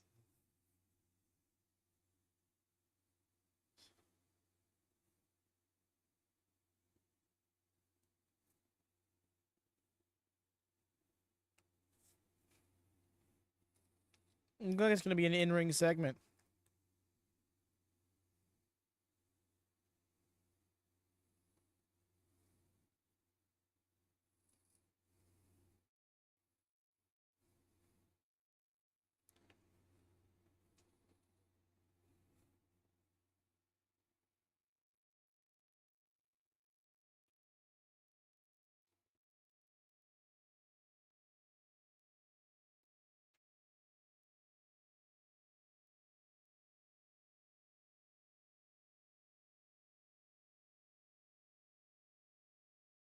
Look at that polo shirt, not bad.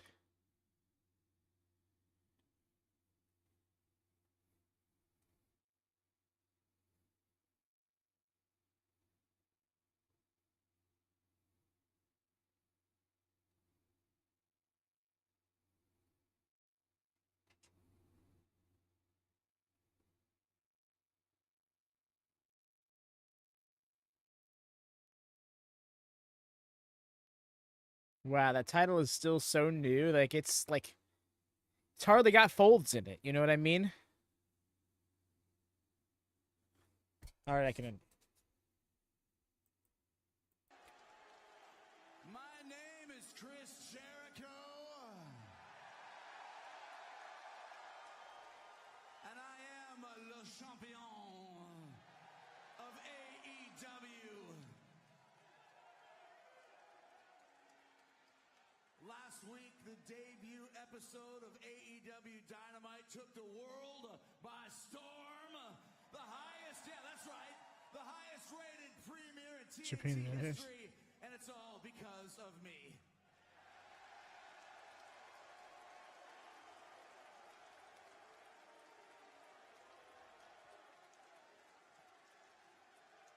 Hey there, EO. Welcome in. We got you, fam.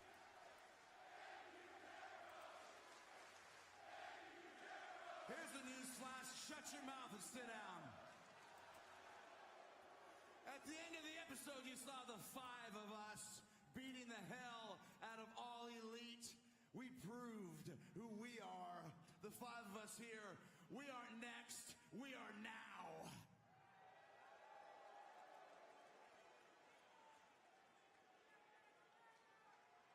You're never a pain. These are my confidence. Yes, yes. I hope that's not how that is. Because that I've ever met. And people have been asking me all week, hey, Chris, we're the five of you. Are you still going to be aligned? Are you going to work together more? Do you have a name? The answer is yes to all of it. And let me explain who we are and what we're about. Look at this guy right here, Sammy Guevara. Look at him.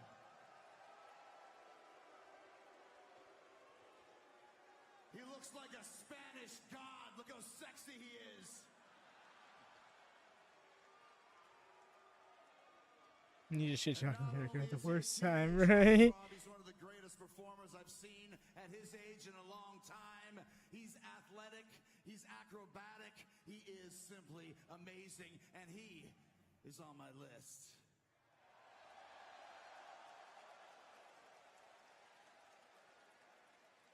And then look at these two psychos beside me right here, Santana and Ortiz. Why is Ortiz doing that? You might have seen them around, but I'll tell you what, they're dirtier than they've ever been. They're nastier than they've ever been. I personally recruited them to AEW. And Ortiz looking like he's about to hit us with the Tamatanga. They're pit bulls among pit bulls. They're street He just made the list. I like it.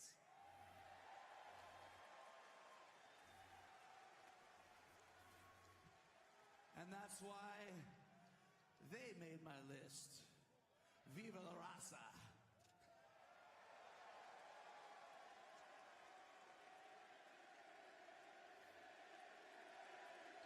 You better watch it. And then this man right here, this giant behind me. You may think you know who he is, but his real name is Jake Hagar. And yeah, Jake Hagar, he's a former world champion, but more importantly, right here, right now, he is the toughest, most terrified, most crazy MMA fighter in the world today. Okay, hold on. Okay, hold on. Hey, calm down for 1 second. Calm down for 1 second. We the people sucks and it's dead and buried.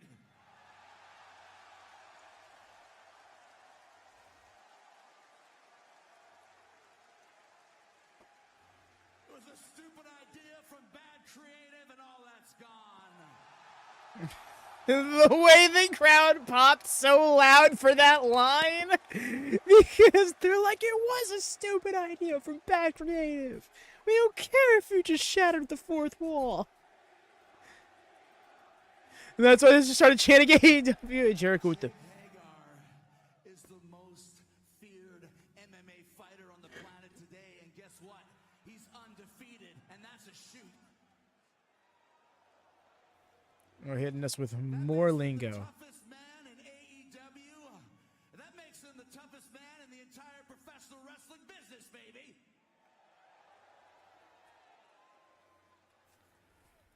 So he's not afraid to challenge any fighter, wrestler, boxer, MMA guy, former MMA guy. MMA guy. giant. These are my closest confidants. These are my friends. Confidants. This is my inner circle. We are the inner circle, baby.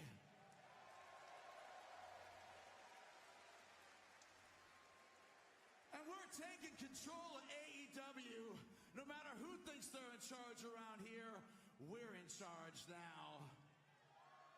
And I don't care if you're the Young Bucks or Kenny Omega or that stupid son of a bitch Cody. Oh yeah, let's talk about Cody. That's right, challenging me on November 9th at Full Gear. Cody, who's been entitled from his famous family his entire life, was born with a silver spoon in his mouth his entire life. Well, you know what, Cody? I don't like you, and I don't like your family.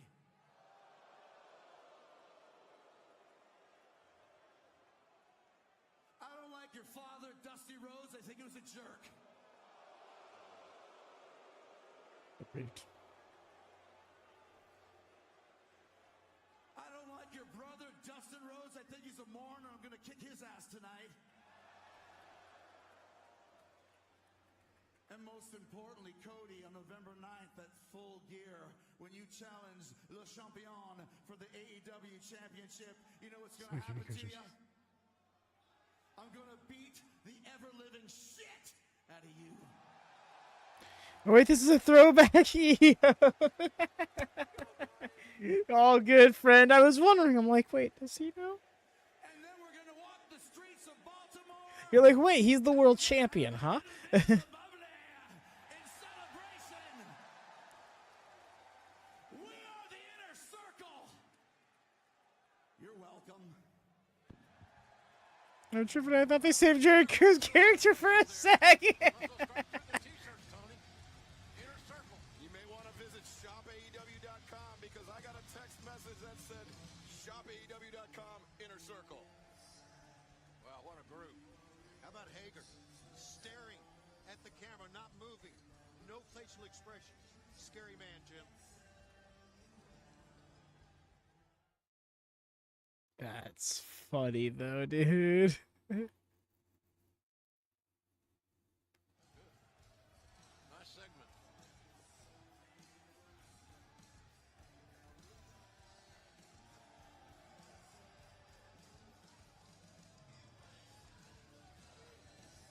That would take a miracle at this point. No, like, truth.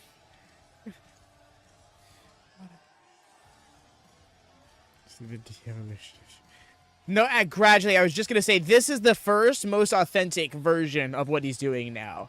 Because every single time he reinvents himself, when you look back on it, it's just another iteration of, I'm really great, and you should be thankful for that, appreciative of that. Look to me for guidance.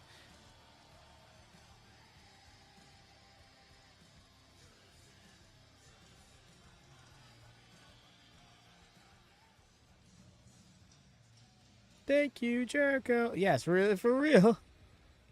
That's what this is, the thank you. You can thank. This is the thank you, Jericho era. And then we get into the JAS when they actually all say thank you, Jericho. It's a whole saga to unwind.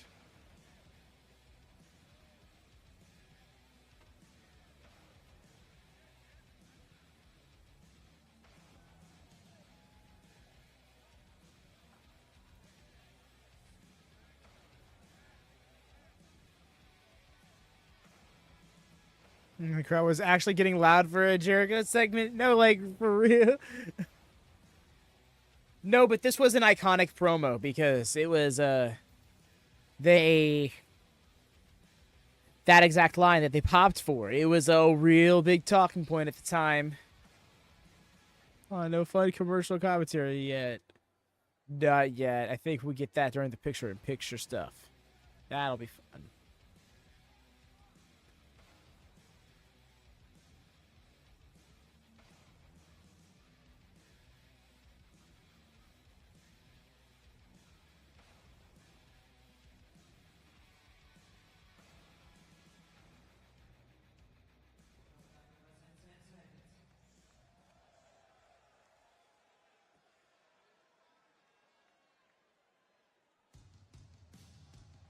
Ah, yes, knew the number one contenders match next.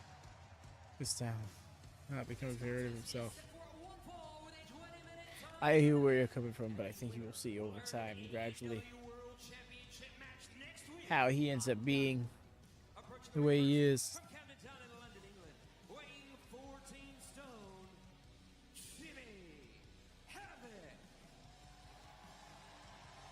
One of the more unorthodox individuals in all of AEW.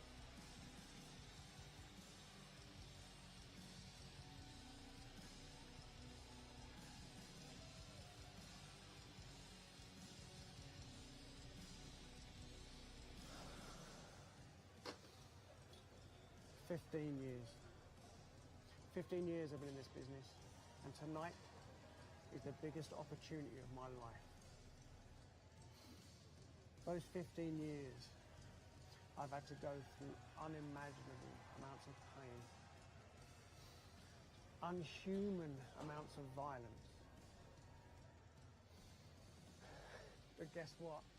I like the pain. I like the violence. Tonight, Darby Allin, you get to feel my pain. Tonight, I become #1 contender for Chris Jericho's AEW World Championship. And everyone is gonna feel my pain. Ew. What's he doing with his tongue there? I don't like it. No. Gross. Feel my pain. And I've seen many Jimmy Havoc matches. Pain is involved in most of them, I can tell you that. A lot of it. Not Tony Deathmatch Schiavone.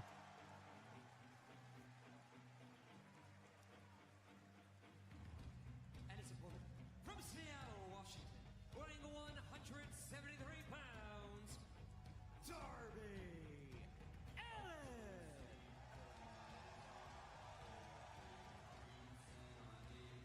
Well, Jim and Tony, I think you would agree that Darby Allin is one of the fastest rising stars here in All Elite Wrestling. He has resonated with crowds around the world, and it all started at Fyter Fest, where he took Cody. I forgot that he didn't start doing the skateboarding thing until a little bit later. It was a matchup that some say that Allin had the advantage in more often than not. He showed great resilience and innovative offense. Extremely innovative offense, and his speed was the X factor in that match. It caused Cody fits, but some poor decisions very nearly led to his undoing, like that coffin drop that he went for. But we saw him hit the coffin drop last week on AEW Dark on YouTube. My favorite era of AEW Dynamite is probably summer to winter 2021. I believe, as far as Havoc and Allin are concerned, is that they both, and they don't like it. I'll talk to both of them today. They're no like Yeah, I think the way I would detail the stretch is weapons and things of that nature. And but I don't Double or Nothing them tonight. 2021 up until Revolution 2022 is like my favorite span of Dynamite. Just heard from Jericho, and he was talking about Cody, and he was talking about Full Gear. He cannot overlook what he's got against him next week. One of these two guys who can do anything in the ring. And they're hungry, and they're It unpredictable. didn't happen. I feel like he would have been a great fit with House of Black. Agreed, Wyatt. That's the thing. Yeah, I've still yet to come up with it, but I'm going to compose a disclaimer message because I know that this era of Dynamite, we still see a few very not great personalities be featured on the program because hindsight is 2020. Two come from referee Bryce Remsburg. I think that Darby Jimmy Havoc is one such person. draw with Cody was the greatest thing he could have done. Other than And no, we won't get into the details. If you know, you know. If you don't, look into it on your own time. he got the draw. And as again, some people say he was head on points, if you will. I just believe that this kid's got an amazing upside, but so does Jimmy Havoc, who may be the hungriest guy here. Yeah, Havoc. 15 years of hell to get here. Havoc definitely a Nice. masochist, if you don't understand those words. Even then, just floating in the air like that. Havoc eats the back elbow there from Darby Allin.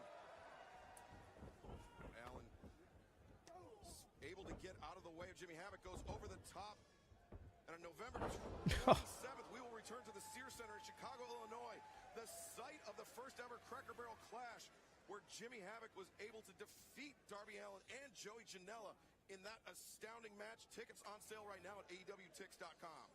Thanksgiving Eve. Thanksgiving Eve, baby. Sure. I gotta find somewhere to go eat the next day. You've never had that problem. Oh, look at this. Jimmy Havoc. Hey, body. Just Saw pretty definitive break of the rules. Just a blatant bite. Shoulder I think it's very botch. interesting. Darby Allin paints one half of his face like a skeleton, and he says he does because he feels. Oh, He may be a skeleton. He may be an literal suplex to the outside. What the fuck? Him is dead, and maybe all of them's dead now. Good Lord. Now, these guys just have no sense of compassion. Look at this. Just, you can't land good. No, you can't. And those little mats right there are nothing to write home about. yeah, that is all. Look, pinfall only a 2 count. That is all cement underneath those mats. I think there's actually ice here in the Yeah, that's true. Actually, in the BU, in the Agganis Arena, almost worse than cement. Yeah, Boston University. I was gonna say, you're gonna have to slap him harder than that, dude. You're right. the Mighty Terriers. Mighty Terriers, one of the great hockey programs. Look at this. One of the great underrated television shows. Terriers. Yeah, it's a good one. Is it starring referee Bryce Remsburg? By chance? No, it does not. But Jimmy Havoc concentrating on the fingers of Darby Allin, trying to look for some uncommon pain points. Like, you know, Darby's used to getting tossed around. He's used to getting beaten up. But is he used to having his fingers? His Sneezes flanges always come in pairs for me. Phalanges, Tony. Working on the phalanges is pretty good science.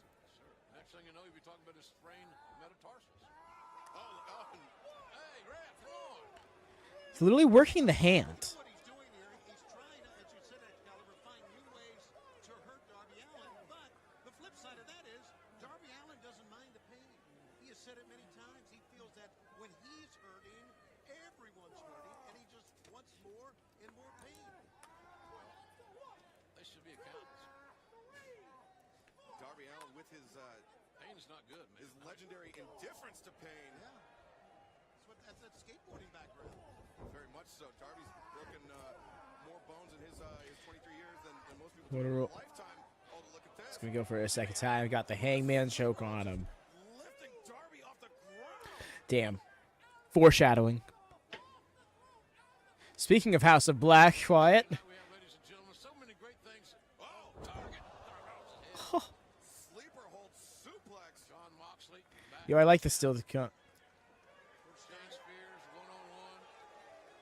Boy, that's going to be something. Right? So much more to come, ladies and gentlemen. Thanks for being with us live here on TNT. My favorite bit that I'm gonna have during these rewinds is foreshadowing.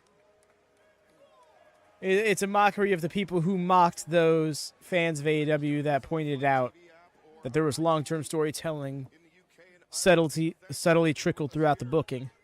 As Jimmy Havoc continues to punish the hand of Darby Allin. So now everything is foreshadowing. We see. Sending it into Jimmy got a twofer, an inadvertent twofer. Yeah, that time Darby's head went right to the camera guy. Right into the lens. Oh, not the lens shot. The lens shot. So dangerous. Not the lens shot. Rolling in to break the 10 count from Bryce Remsburg as he continues to punish Darby on the outside. You know, Excalibur, you asked the question, we asked the question so many times, how much punishment can these guys take? And the answer is Agreed. Why? Like the same position people stand, like the elite standing in the same position during crucial moments, things like that. Darby Allin is gonna have one coming up in a year or two that I'm gonna be really. It's still one of my favorite stories told in AEW to this day. I look forward to that. Question, how much punishment can these guys take? There's no scientific method to Funny enough, it starts in the height of the pandemic era. I'm going back and forth, y'all. Should I try to like develop some ambient pro wrestling crowd noise and find a video of that or something to have playing in the background during those quiet shows, those fanless shows, or should we just let it be? Who are there with waiting arms. Not so loving arms, but waiting arms, nonetheless. So now we're at the point of the match here where we're going to find out what Darby Allin's got left in his. Oh, Falcon Arrow into the rear naked sleeper hold. Havoc has the hooks in. Keep an eye on Darby Allin's eyes. That's going to tell. That would be kind of funny, honestly, right? Specifically, they start closing. Right. Jimmy needs to just find those legs. Well, that was weird. The crowd noise would work, but it may be hard to. It may be hard to make sound believe. Oh yeah, no. The thing is, like, it wouldn't be something that I'm trying to convince everybody who's watching along that it's actually there. It's more so just to try and like help fill that awkward silence that people struggled to get through during that era of wrestling. Smoke WatchaMania fans won't know the difference. Not a bad shout, Logan James. Though I will say we do want to kind of try and keep focused on the show here at Hate. Oh. On the Britt, Jimmy Havoc. It was like a backpack coffin drop there. And that's the move that put away Shima last week in Washington, D.C. And Havoc, his brains are scrambled. I like that they mentioned Dark there. Backpack, follow this. I love it. He's a carnivore. Use some JR's barbecue sauce, he'll be fixed. In good shape. Maybe not on another human, but you know. Yeah, just ambient crowd noise, you know.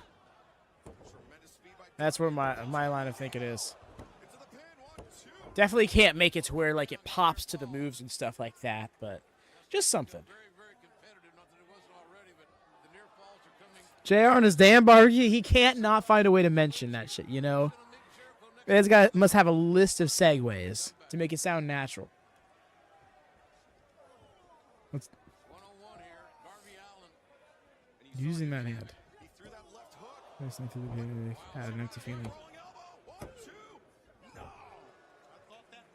Yeah, that's where I'm coming from. You is like that empty wrestling feel. Like sometimes you can get caught up in the matches, right? But I think it's also distracting level of silence for some people. Ooh, that angle.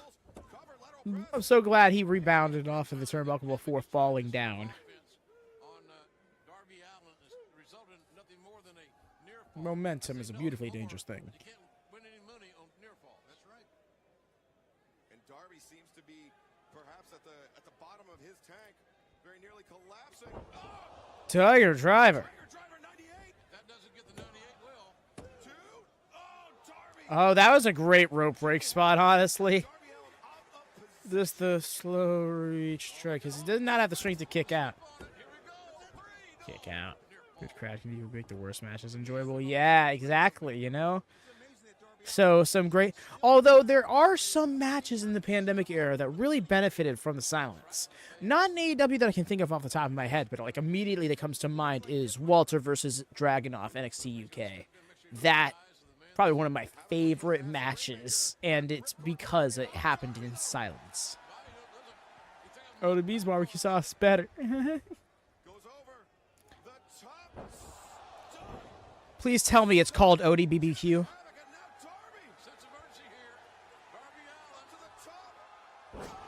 Oh, barely got it, but got it. Yes.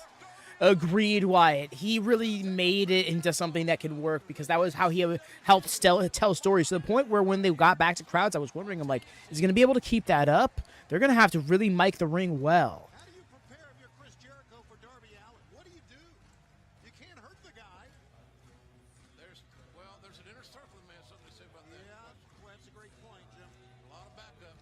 ODB sauce anymore. Really? Oh, rough. I'm telling you, it's because she didn't call it ODBBQ.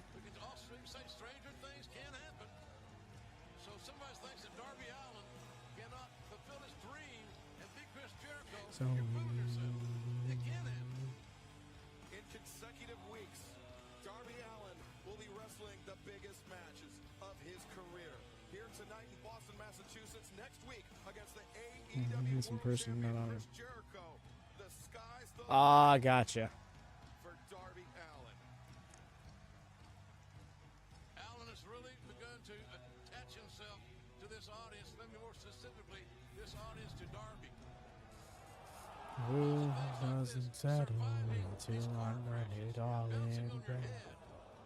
upside down, inside out. But he just persevered to Darby Allin. Yeah, Darby Allin, you know what, contender. We got Chris Jericho versus Darby Allin in Philadelphia next week. Ooh. Slept.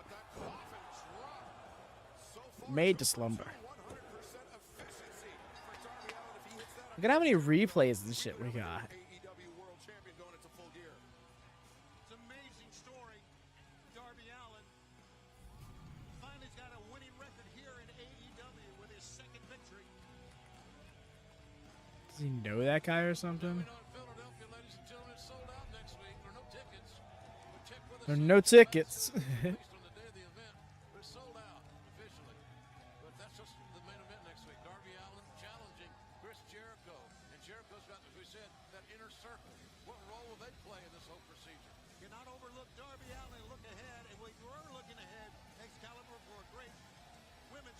This will be a fun one. Via Priestley and Britt Baker meeting in tag action yet again. But also, Sakura and Riho, Rio's trainer, on the other side of the ring. I shall be right back myself.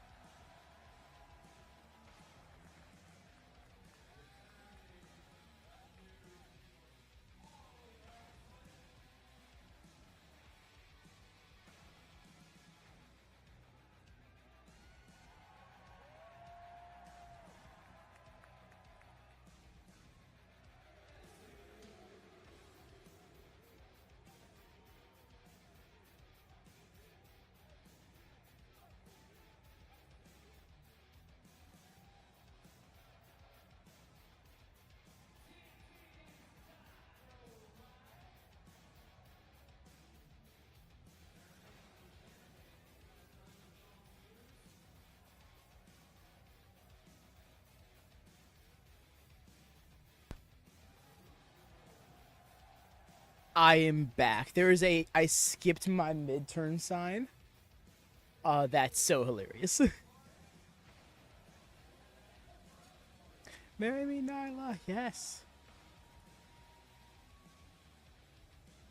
Super cute. Going live again in 45 seconds. But yes, y'all, thank you so much to everybody who's hung out this evening, who stopped by thus far. Each and every week. I appreciate it, because this is something I was looking forward to a long time. I've been really enjoying thus far, being able to go back and watch everything. It's so cool to see how much AEW's grown in some ways, and how much some things have stayed the same.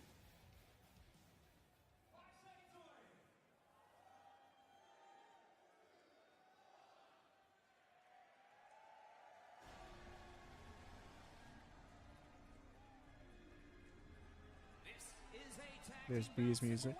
With a 20-minute time limit. Introducing first, Priestley.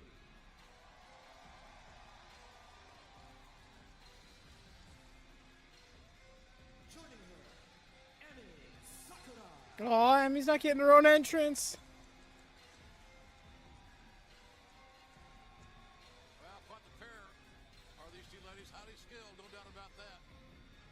Wait, why is B's overall record only 0-1? We know that she's competed in 2 matches thus far. Still ongoing, quite frankly. And this is the teacher of Both at Fight for the Fallen and on Dark. Legendary Japanese women's professional You should. Why is she a legend? Give me that push to actually do it. So thank you. You're very welcome, friend. I'm glad that it's something that like really helps fulfill that goal. You know, because I know that feeling of wanting to do something, but needing the incentive because one thing or another, whether it's scheduling, life, other interests. So when something gives you that extra purpose, like that extra push or that extra intent, I can appreciate it. Is her record right? I think so. No, I think... Are they not counting dark matches? That's... kind of defeats the purpose, no? And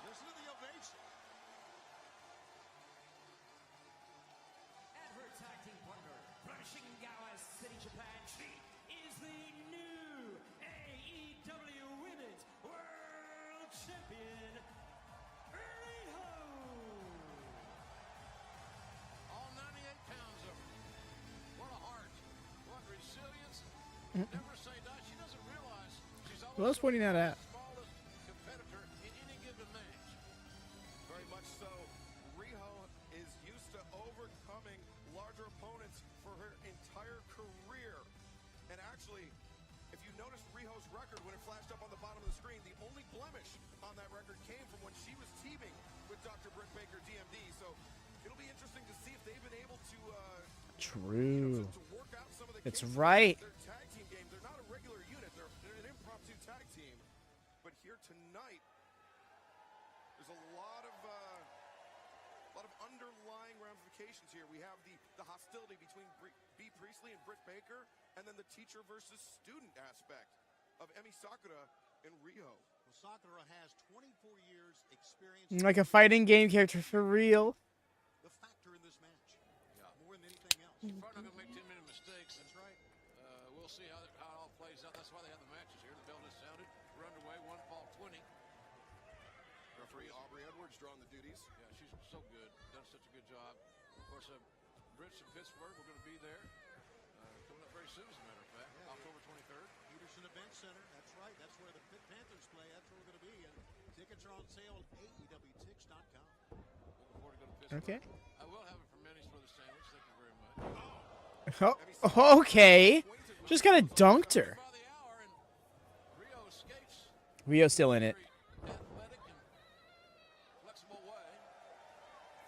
And JR, what a star-making performance for Riho it was in Washington, D.C. last week on Dynamite. Yeah, she made me a believer. I'll tell you, I thought that all along that Riho was just too small to beat Miss Rose.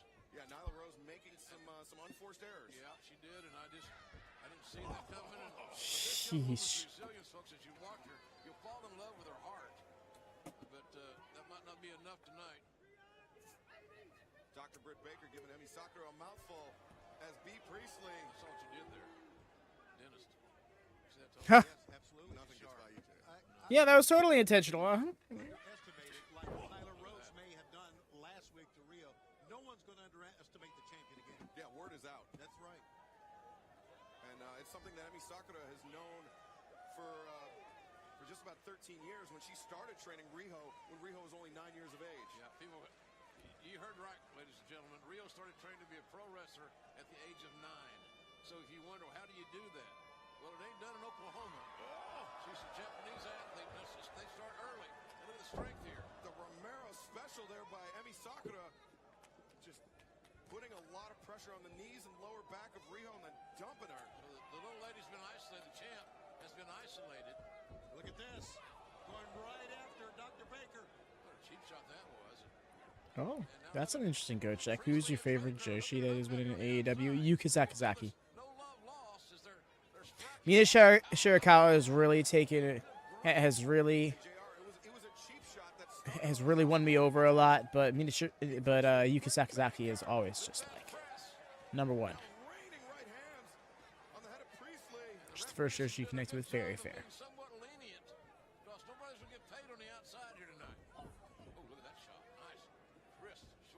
Because I do get that there's something magnetic about Mina. Me too. She is sensational. She's using discretion, right? And officials can do that. And they have that opportunity.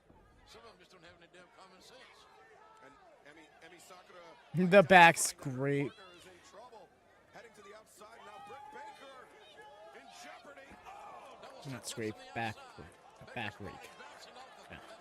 Same difference. Yeah, she's illegal. She's illegal one in the ring. Nice. Perfect cut to just cut to her being in the air, falling onto them. Like that one scene out of SVR 2010 story mode. And Riho returning. B. Priestley back to the ring. Britt Baker returning. Sakura. Story design mode, I should say. Yeah, let's keep in mind that Riho is still the legal lady in the ring. Now Irish whip into the corner. And Fight Forever moveset made me. I totally get that. Rising knee strike. Riho. Knee strike of her own. Great tandem offense here. I think B inadvertently hurt her own tag team that time. Move to the midsection. Priestley's so dangerous because obviously she's big and strong. She's a big, strong athlete. And not many So it's World Head Scissors. Perfect. I think we're going to go for the Tag of Fate. impressing her immensely. And she hit them ropes. Tiger Fate kick 619. Sending Priestley back into the ring. Hook at the far leg. Need a 2 count. Oh, it is an area code. Tag made. Makito, yes. Let's go, motherfuckers. Short air swipe into the corner. Priestley springs up. You're a Mysterio fan, Jerome. You want to play SVR for the first time? I feel that. Check that box. That's You us. got that. You called it athleticism. Oh, Emi Sakura and B. Priestley. Stereo shots. Stereo kicks right to the spine, solar plexus, and a near fall. That was a pretty good pinning combination by Priestley as well. I'm surprised she didn't get the 3 out of that. But I think she would just as soon try to injure. Oh, look at this. B. Priestley. I can relate with that. For that shoulder capture suplex. It was part of my Jeff Hardy fandom with SVR 08. With those downward elbow strikes. Look out. Nope. Went for the ripcord. Side headlock. Yo, that hook at the cradle. Oi! Shoulders are down. No. Whoo, that was a tight hook there. Break up the pinfall. Barely pushing past her. Closest near fall yet.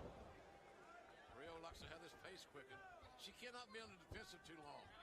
She can't sustain all the punishment at her body. Ropes caught her with that high kick, Not though. on her either, ladies and gentlemen. She's 98 pounds.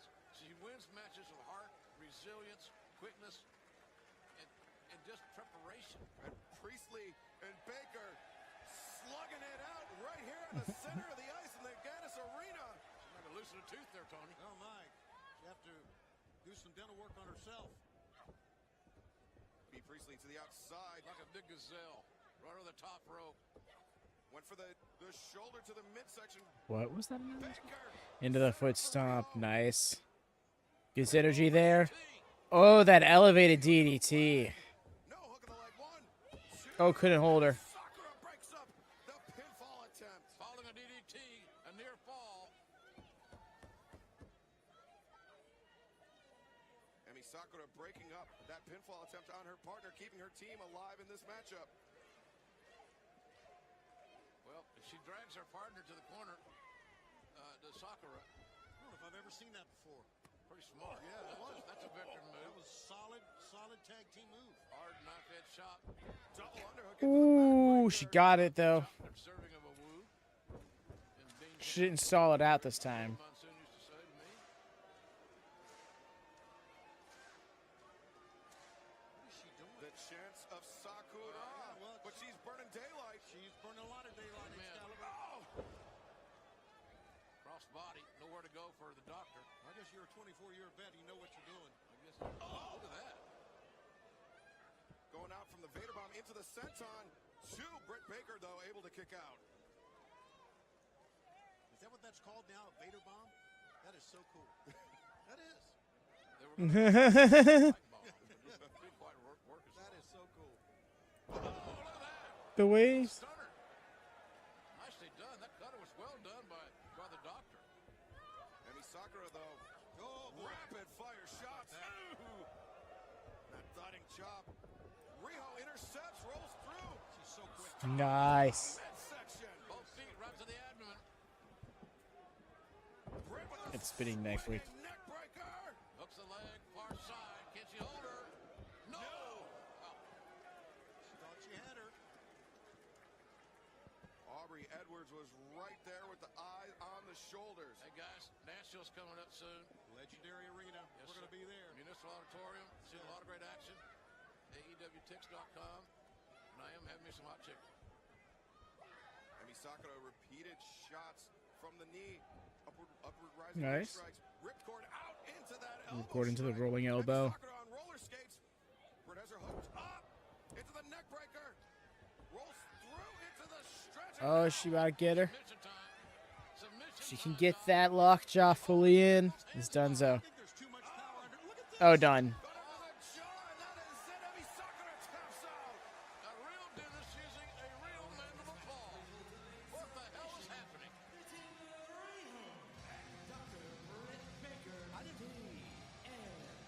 I didn't think she could hold her down, but then when she reached into the jaw, that changed everything. And you see Emi Sakura clutching that jaw. That was the difference maker. And now in consecutive weeks, Dr. Britt Baker, D.M.D, picking up victories in tag team competition. This is it's pre-glove era. If she has her sights set on the woman that is her partner, that is the champion. Here's what I want to see right Or here. I'll be Look at those sweaty fingers out my mouth right now, right? Gentlemen, the doctor and B. Priestley. Riho, you are not the one to break up this fight. Aubrey Edwards separating Priestley. The referee did a great job there, not trying to manhandle, using her voice commands. But you got the talent, still got to listen. The athletes still have to listen. Yeah, they drew welcome in. And sometimes you got to just take some money from How them. about the world champion getting involved in this? I know. Personal. She could get injured in there. Good job by the referee. Yeah. Can try. And a nice tag team matchup. Those quite frankly. sweaty fingers. Those sweaty fingers that have been touching all up on the ropes and the mats and everybody else. Like, no. All said and done. And Out of here with that shit. wants to beat Riho for the championship. Everybody's watching. Hear that, Drew. And here's a look. Weekend has been a busy time for me. This is where it really broke down on the outside, and we thought that our referee did a great job. So I can relate. The match continues. It has been a good one. It's a good time. That's why. Champion is just That's why people be tapping so quick. They're like, no, no, no, don't do it, don't do it. Okay, no, I'm done. Out of here, out of here, out of here. we saw from Rio. It was this from Dr. Britt Baker. There you go. Yuck. Emi Sakura with Just yuck. to tap out by the good doctor. A huge victory for her and Riho.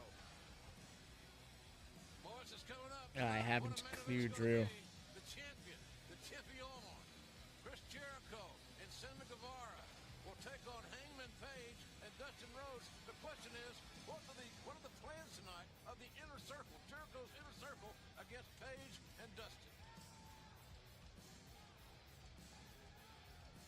It'll come live here tonight. Hey, yo.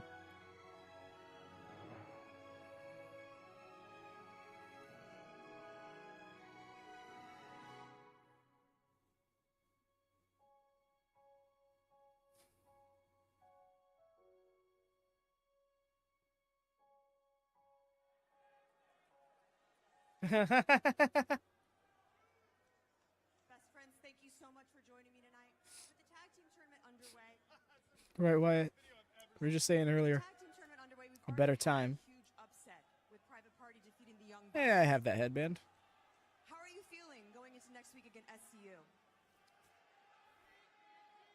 How are we feeling? Don't ask us. Why don't we ask this guy?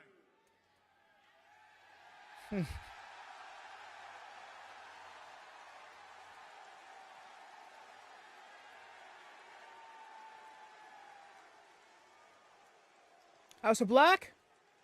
Well, we saw Orange. What's going on? Excalibur, he's No, your guy. must be What's going on, foreshadowing. Excalibur? Nothing. Ah. JRP, what's going on? Apparently we're starting an entrance, dude.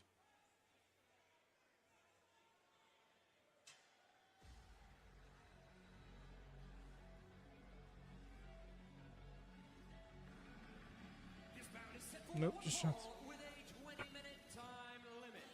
Introducing first, being accompanied to the ring by legendary Four Horsemen member Tully Blanchard.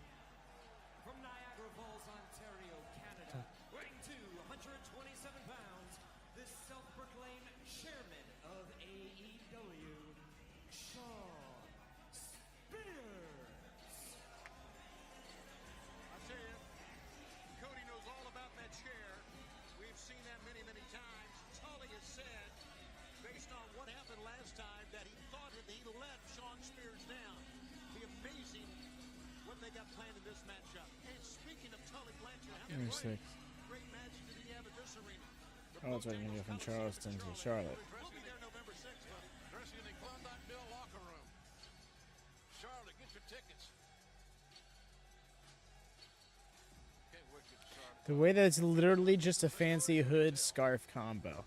It's not even a jacket or anything. Or a vest.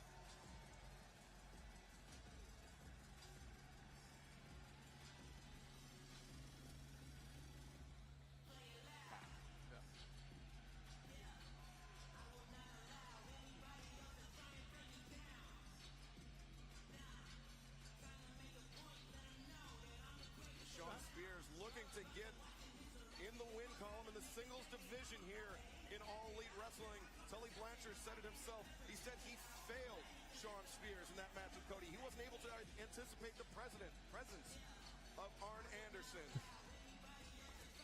You have to imagine Tully, one of the foremost minds in professional wrestling, has Tully told me earlier today That's what you can put your hands in.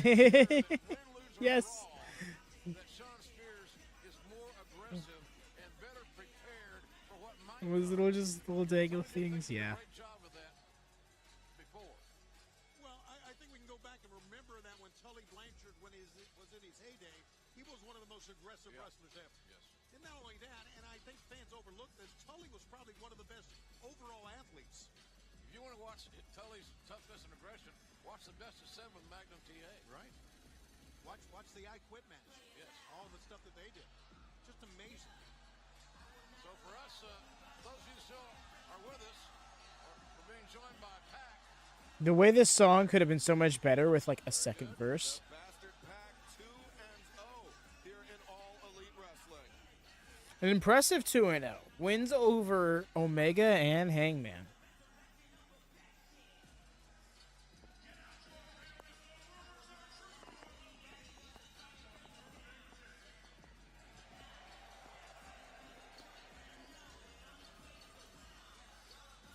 No context this time. This guy kind of scares me. Does he? Yeah, he'll be all right here. I hope I scare you, Jim. Yeah, we're just going to talk here, pal. That's all we're doing. Yeah, we're just talking. That's all. We want you to tell us in a few seconds how you really feel. Never mind. Let's listen to what Tully's got to say.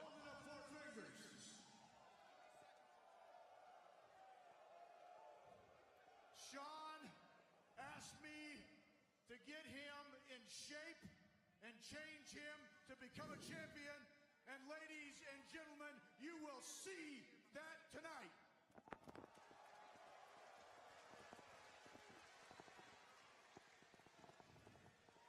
Yeah.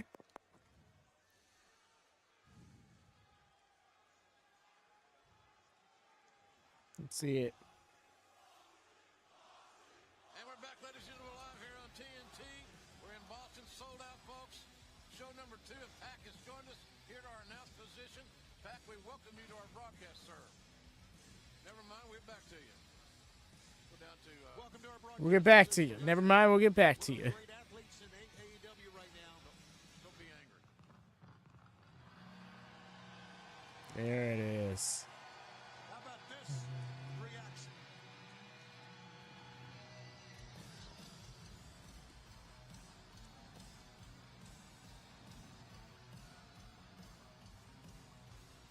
Missed this theme. Him coming out of the entrance tunnel is a very different thing. And he's in his trunks. He was wearing these over in New Japan at the time. Undisputed, unscripted Mox Violets, yes. This is his first official match for AEW.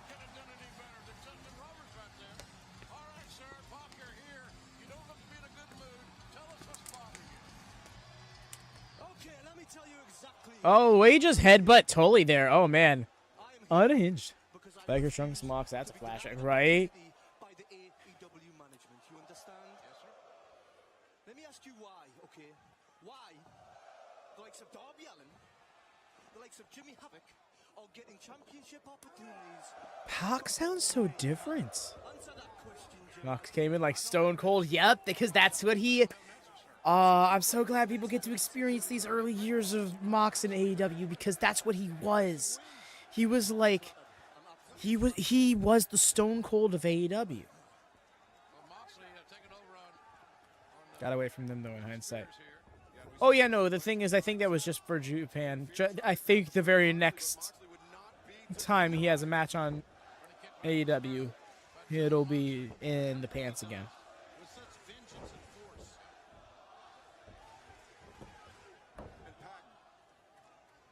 What are your feelings about Jon Moxley? You stepped in to his match with Hangman Page. Yeah, he's just freaking out. He didn't really do. All out.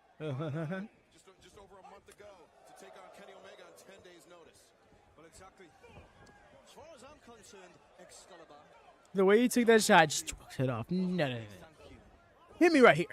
But surprise to surprise, I'm yet to hear a peep out of him. He's ungrateful, just like the rest of this roster. Incapable to match my caliber and ungrateful to be in my presence.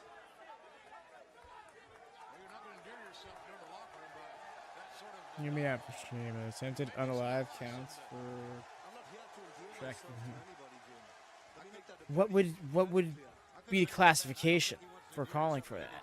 Because I don't want it to be something that would get out of hand so quickly. Oh, those little tiny steps on the other side of the ring. That's so funny. I forgot about those. Jon Moxley is so unpredictable, so skilled, that we talked, as we said earlier, we talked to Tully that he's going to make Shawn Spears a different man, more aggressive, more mean, more tenacity. So we'll see how that works out. But who in And broke the count. tenacious than Jon Moxley? Oh, look at this. Tully Blanchard trying to grab the arms of Mox. Moxley walking him down. Who needs to stay the fuck out of this? But that allowed Spears. Francis the stairs last night. Yours would be. Moxley shrugging him off. I don't understand how the referee lets this go when there's blatant interference by Tully. I don't know because that still feels subjective. Like what? It's up to the referee's discretion here. I don't think anybody wants to see this match end in a disqualification. What was the defining factor about that moment? Notice how Moxley was looking at that elbow. Where you know it's somebody to hit someone with a car. Yeah. The surgery on that kept him out of the match we were talking about. Yeah, that MRSA infection that required surgery. Not a bad idea, but needs to be workshopped. Personally, I've been digging the idea of doing like a bingo card system based on whatever shows we're watching. Blood on the stairs, the splatter. Oh, well, yeah, but so the splatter. So every single time a blood splatter happens. Well, there's why you penalize in the beginning. You don't have that issue, Ref. Tully's ass should have been thrown out. Simple. When you saw, you noted trouble, you run him. Let this match be one-on-one. Best man wins. How's that concept? But Tully, it's as shrewd as anyone, maybe shrewder than anyone. Is shrewder a word? Yeah. Oh, it is now.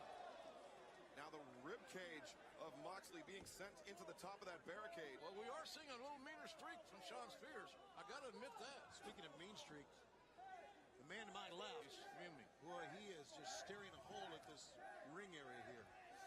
Let me ask you a question, gentlemen. Are you aware of my win-loss record? Yes, we are. Very impressive. Not just in AEW, not just in All Elite Wrestling, but in the profession that is professional wrestling. Absolutely, we are. Let me tell you, boys, in 2 years, in 2 whole years, Why do you stop? I've been pinned once. Now, you speak to anybody in the know, that's unparalleled. In this generation, in this day and age, there's nobody that can hold a candle to me. So why is it that I am relegated to the commentary booth to speak with you goons, huh? His voice doesn't sound as like gritty, you know? Welcome to America. Last week on Dynamite, you did come up with a huge victory over Hangman Adam Page, the man that faced Chris Jericho in the match to the... Moxie's head bouncing off the floor in that little tight space. That's a little thin mat. That's so rough, Bob. We're going to give Sean Spears a lot of credit here. He's taken a lot of offense from Moxley and was able to come back just like that. Moxie, he may be concussed. Ladies and gentlemen, this is a slobber knocker personified. And it will continue when we come back live right here on TNT.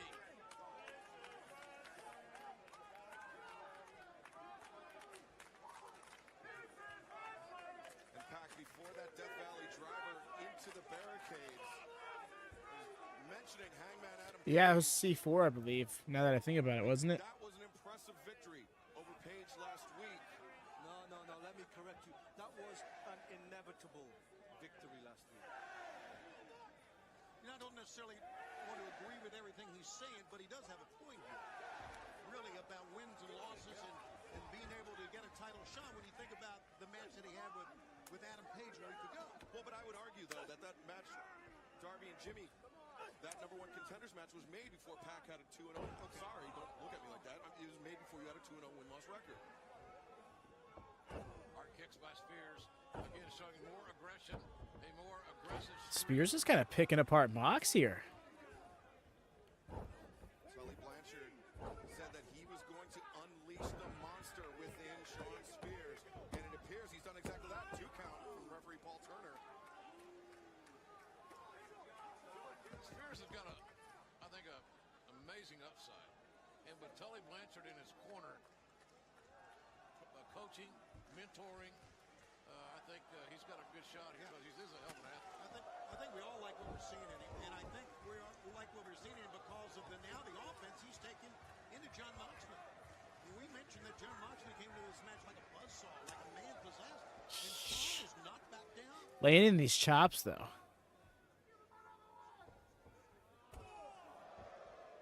Knife edge chops across the chest. Oh! Beautiful drop kick there by Sean Spears. Desperation cover, 1-2. Moxley, though, shoving the face of Spears off and kicking out. JR, you brought up a good point about how much the condition. JR catchphrase for these older guys, right? Like, I think I would want to do one like an AEW themed bingo card, an AEW retro themed bingo card, and then like a WWE themed bingo card. Because like you want to have bingo cards around tropes, but not too common tropes, you know? Like for AEW, for example, you'd want to do like a 9. One of them could be a 9 count, a near count out spot, like we just saw with Mox. We could see a brawl into the crowd as an option.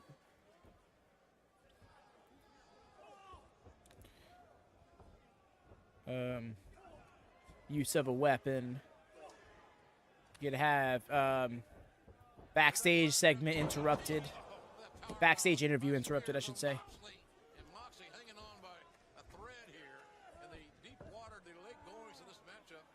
Yo, that deep half crab. Single leg crab there, grabbed by Sean Spears. But the thing is, the bingo would just be for the fun of it. I can't imagine. I can't think of what it would be worth doing other than just like being a different way to engage with the show we're watching, you know?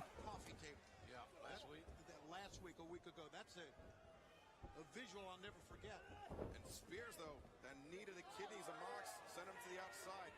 And that actually, Tony, that bandage on the elbow of Moxley may be from lacerations he suffered. It could be from the surgery, but perhaps tope suicida. And now Spears returning Moxley to the ring, but Moxley. Oh, he hitting the ropes. Got him.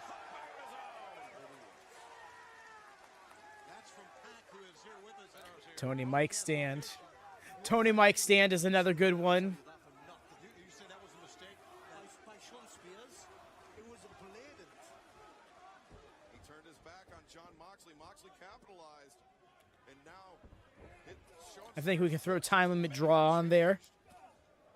Wow, look at this. Just laying him in. And now violence party in the corner. By Moxley. Violence party. I love that violence party. That's a t-shirt, Tony. That's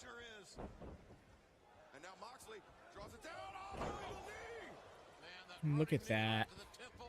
If this doesn't do it, and it didn't. Moxie. A psycho knee. Very Bryan Danielson-esque.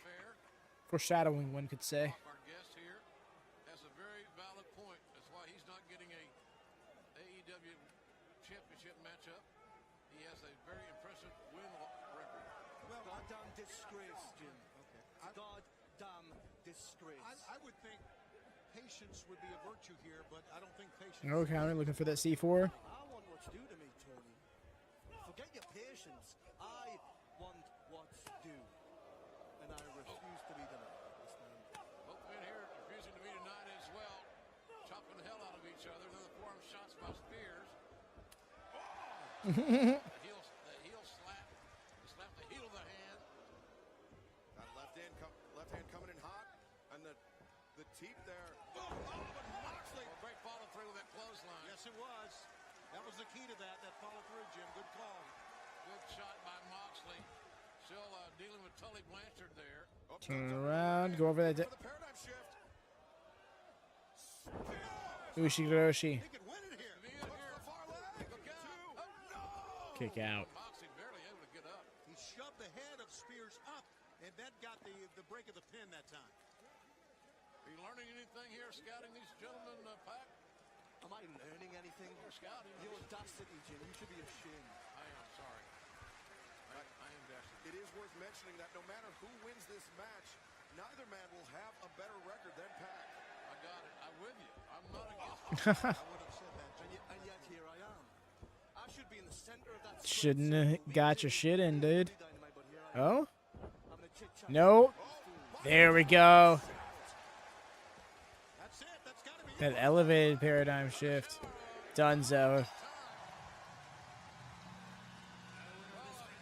Pac, thanks for joining us. It's been a pleasure. It sounds so menacing coming from him. tremendous win by Moxley, but you guys got to agree that Shawn Spears really came to fight in this match. He had glimpses of a new Shawn Spears. Yeah, aggressiveness. Right. Moxley limping. He's been through hell. Again, his body is still getting back to 100%. He can't be at 100% right now today. John Moxley picking up his first. Oh my God. Oh, okay. Right? This Mox versus the Mox of current. So very different. Even though they're so... not much has changed. We're building this.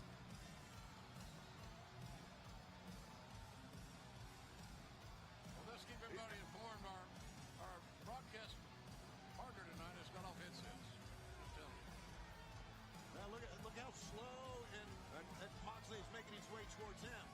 It's a frozen rope between the eyes of Moxley and Omega. It's like they're walking on a thoroughfare on Hollywood. Gentlemen, Pick your poison. Pick your poison. Omega's ready. My man said, I challenge you to a duel. The weapon I found most fitting for you to wield. Yeesh. That running steel chair shot from Pac.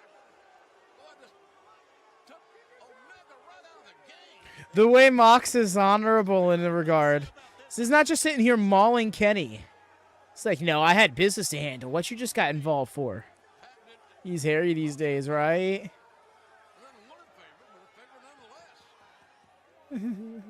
Well, look, foreshadowing, right? Last week at the end of Dynamite, perhaps we've seen a second one with Pac and Moxley. Well, we got to get out. Let's get some action. The referee's out here. Security, somebody. We got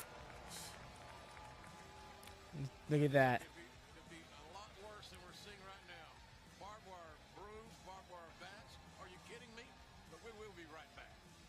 This is between them. I dig it. I dig the mentality. Still get Indianapolis in? Oh, okay. Real time cut. Dope. Now, if you don't mind me, I'm going to adjust my seating and stretch my legs. We're back.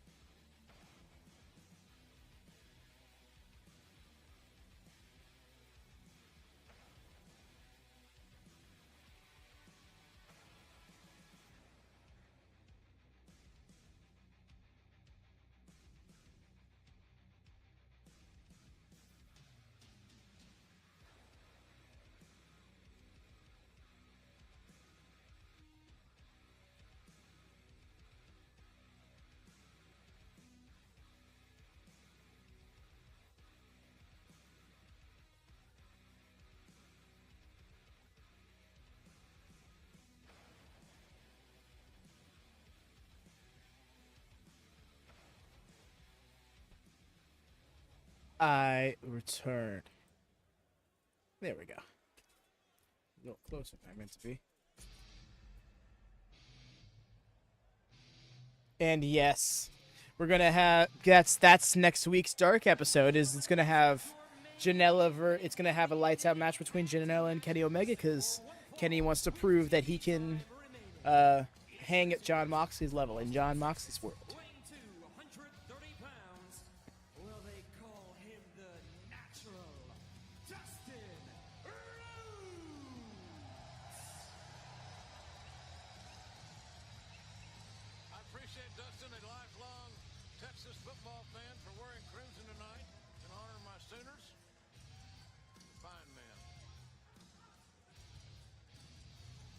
This ought to be unhinged tag team main event.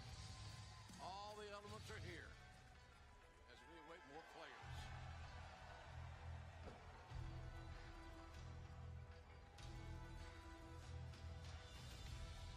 Yes, they trimmed down the theme. Here's with the pyro. There it is. Yo, that explosion.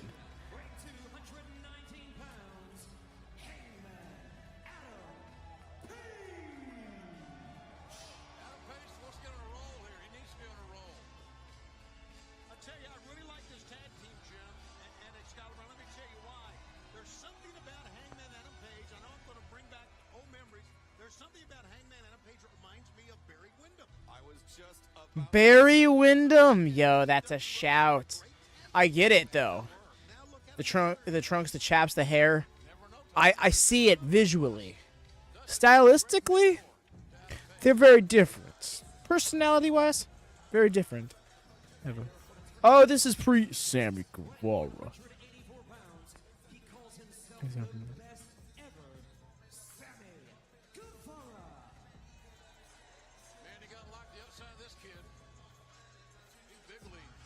Making it all by design. Want so much on the line. Wow. Can you get far? It's my time just to take flight. It's a great theme. Sorry.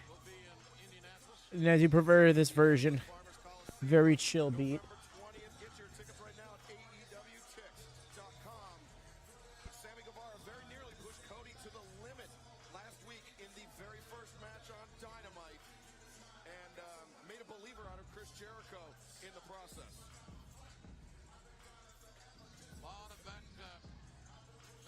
So ready to mute. Because I know what's about to happen. There it is.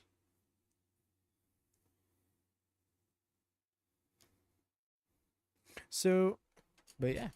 Back to what you mentioned before, why that's going to be, that lights out match is going to be next week's Dark, which is another, that was one of the matches that I thought of that I'm like, I want to watch Dark for. Another one is a women's match. I won't specify anything else other than that as to avoid spoiling.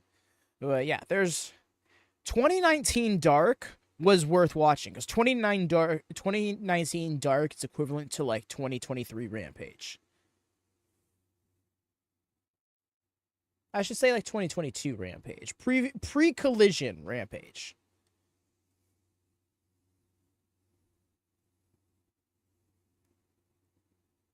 Because the thing is, they wanted to kind of do what Rampage is, more so with the vibes of Collision from the get-go. They wanted to have this secondary hour-long sprint show. They wanted to have like this Friday night main event type of show where it's like the big matches. There's an hour of just big matches of the week happening. It's the third hour of Dynamite idea. So it's kind of a conceptual combination of Rampage and Collision. Couldn't get that, so they did Dark. And that's kind of what they go for with Dark. But because it's on YouTube, they can't make it be like, you know, world championship level caliber matches. So they find a happy middle ground here in 2019. It's not until Rampage comes around where Dark becomes what we know it as today, and that is like Enhancement Talent City. Changed, everything felt big back then, right?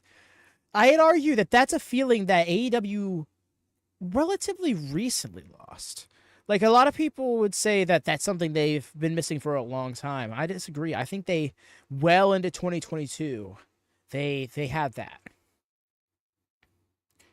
It was only when the big drama started stirring up, is when I think everything really started. I don't want to say falling apart. That's too intense, but something along those lines to a lesser degree. Look at this, the Sons of Texas facing off.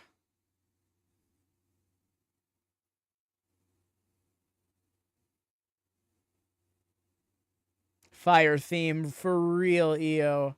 I love it. Women's World Championship match next week as well. Philly looking like it's going to be a good show. I like how they do that in Philly, not in Pittsburgh, which is the show after that. Yo, Dustin beating Jericho's ass.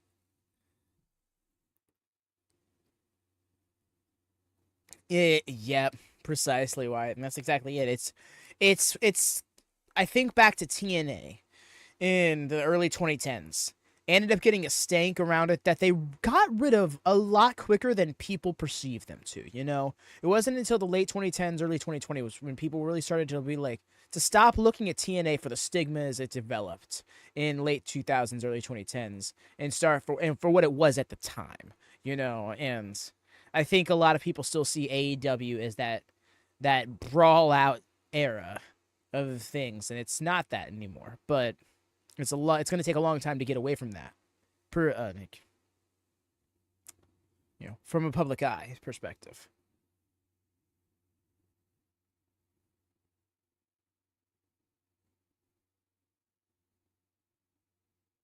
Nice.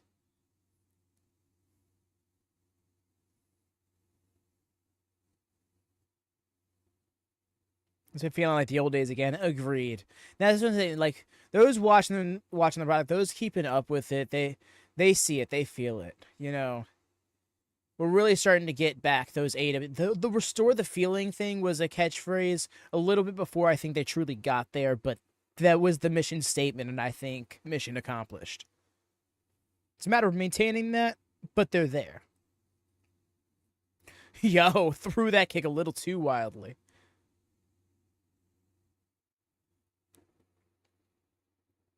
Nice.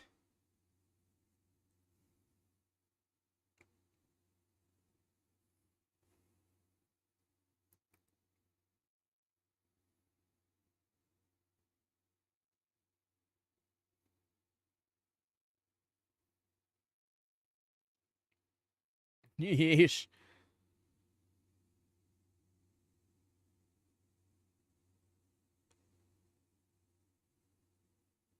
That is a slight change of career. This is true. Although, I think Wyatt might be keeping up with the news cycle.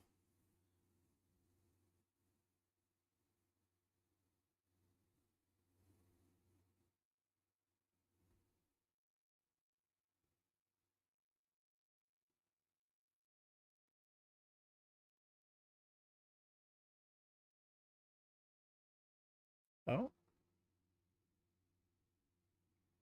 It's an interesting backdrop. It was like an inverted gourd buster.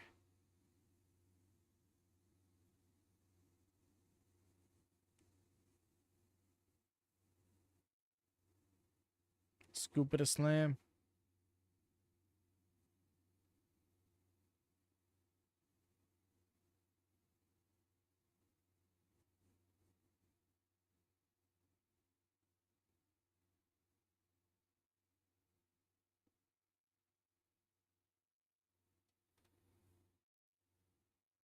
Yeesh.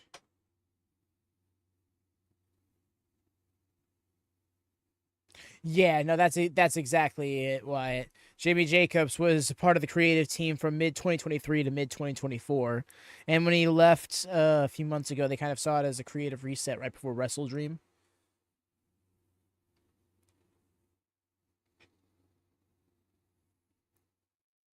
The thing is, a lot of people don't want to officially make the correlation, but then you can point out that Jimmy Jacobs was a part of the WWE creative team in 2019, which was the time that WWE creative was exceptionally bad. And then you correlate, then you see him be a part of AEW creative team, and part of arguably the most questionable time in AEW's booking. It's hard not to draw conclusions, you know. But there's nobody who wants to make an official statement that yeah, that's the conclusion you can draw. So there's some level of hesitation I want to, you know, attach to saying that out loud. Because, you know, for all we know, it can come out one day that like it was never a matter of Jimmy Jacobs. It was just people like I don't know. I don't know how I could clarify my point without rambling, but yeah. Swerve was champion. This is true. That's exactly it. Like, there's good things that have happened in this time.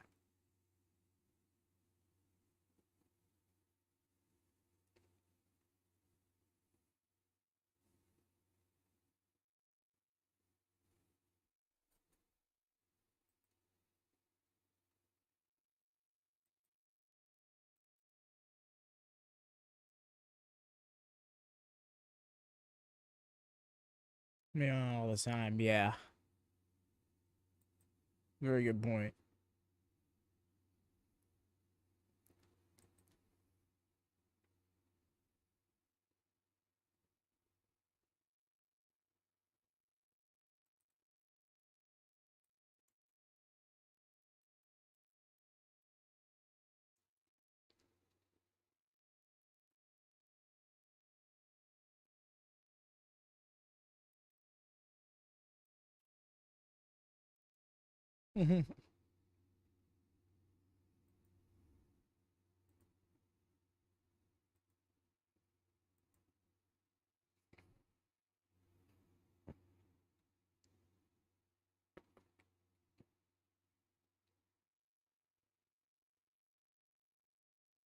Of the AWA?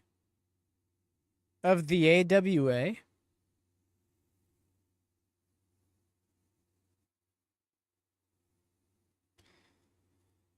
Best in the world is wild, right? It's like, what?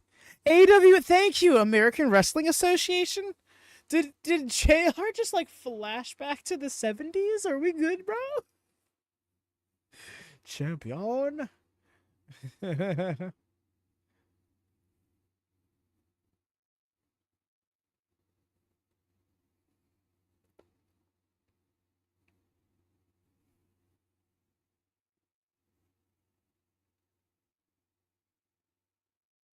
They're showing his experience.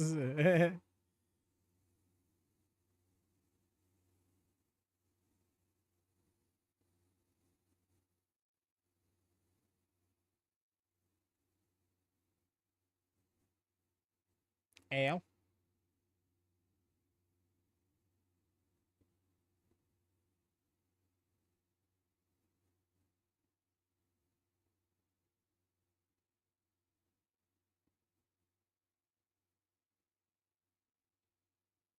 I can do that.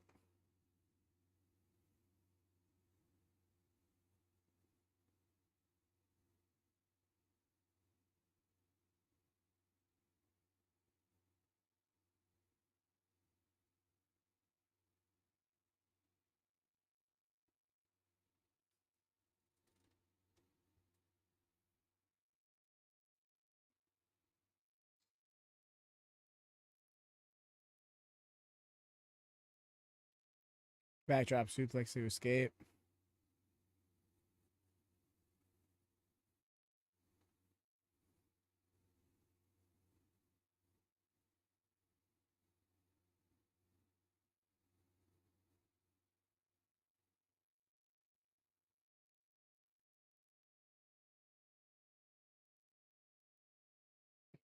You kidding me?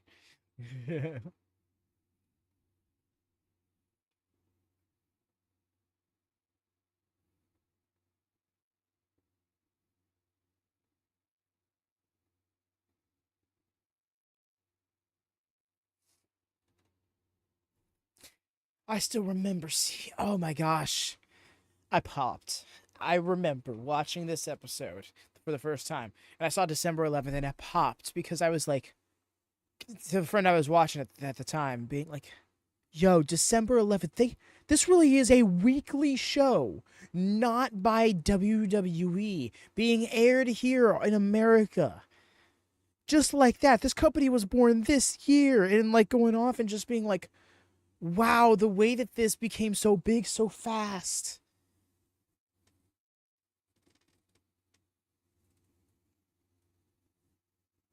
Yo, that disc is hilarious. It was so fucking clean.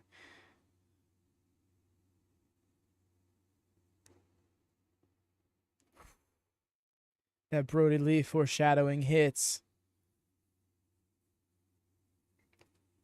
It's Sunday. You know what that means.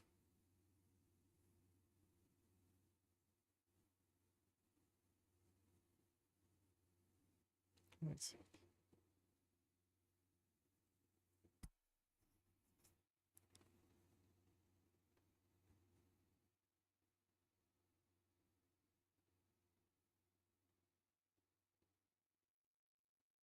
Popped him.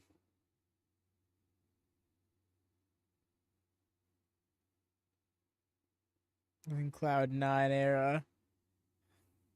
That's great. Dude, I'm so happy for you. In that regard. What are we doing?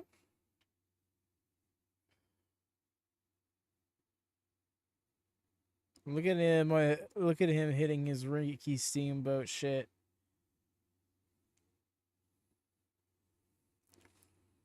The way I was like, that AEW thing, that sounds like a cool little indie thing, I guess. But it's not going to be as big as they intending it to be. And then I started seeing the names getting signed for it. And then I heard about where Double or Nothing was going to be, and I was like, yo? Yo, that moonsault? Oh, took his motherfucking head off.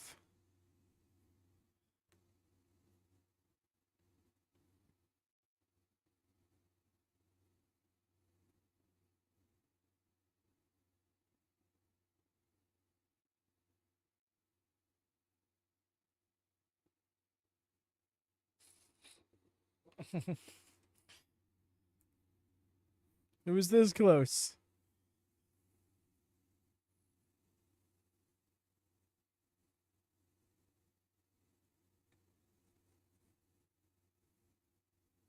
Barely flexible enough for the spot. Yo! Welcome in, Carla. The backstage crew appreciate you copping the membership. Thank you so much. It's a great way to support the channel, but he's going to give you some those real fun emotes as well. You know, that's awesome. The thing didn't go off. That's unfortunate. It was supposed to hit us with the let's fucking go. That's always... Oh, wow, I never unmuted. Sorry about that, y'all. Didn't even see it. The only guy in the house didn't see it. And Jericho sizing up Dustin Rhodes. Ooh. Bopped. And done. Thank you. Yes, thank you so much. Welcome in. Oh, and then there I gotta mute. I love how I'm like, oh shit, I didn't, and then I didn't write it. Not even worth unmuting for.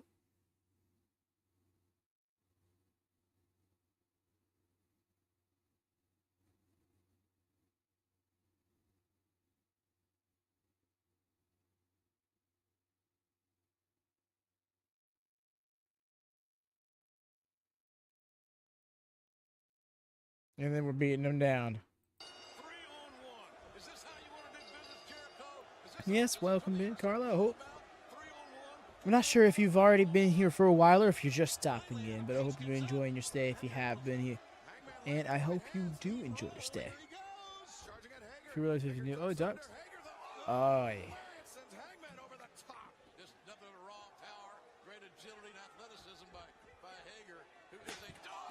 Oh! Literally just threw the chair at his face. Alright then.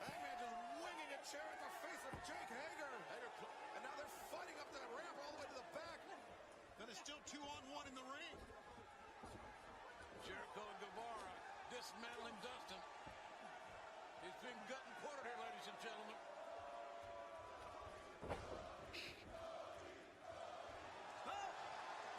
What's this? The lights out. See my hand in front of my face. The lights here in the Agganis Arena have gone. Yep. What's at the blackout spot? And now then, that's the American dream used to say. Now then, Tony. Let the fire. Can you feel this, ladies and gentlemen? Can you feel this? Pay-per-view main event for the AEW title. Cody, look out. Yeah, he's got. Should have just started throwing hands, Cody. Raining down right hands. So now it's 4-on-1. This is how Jericho's got to have it. He's going to dismantle.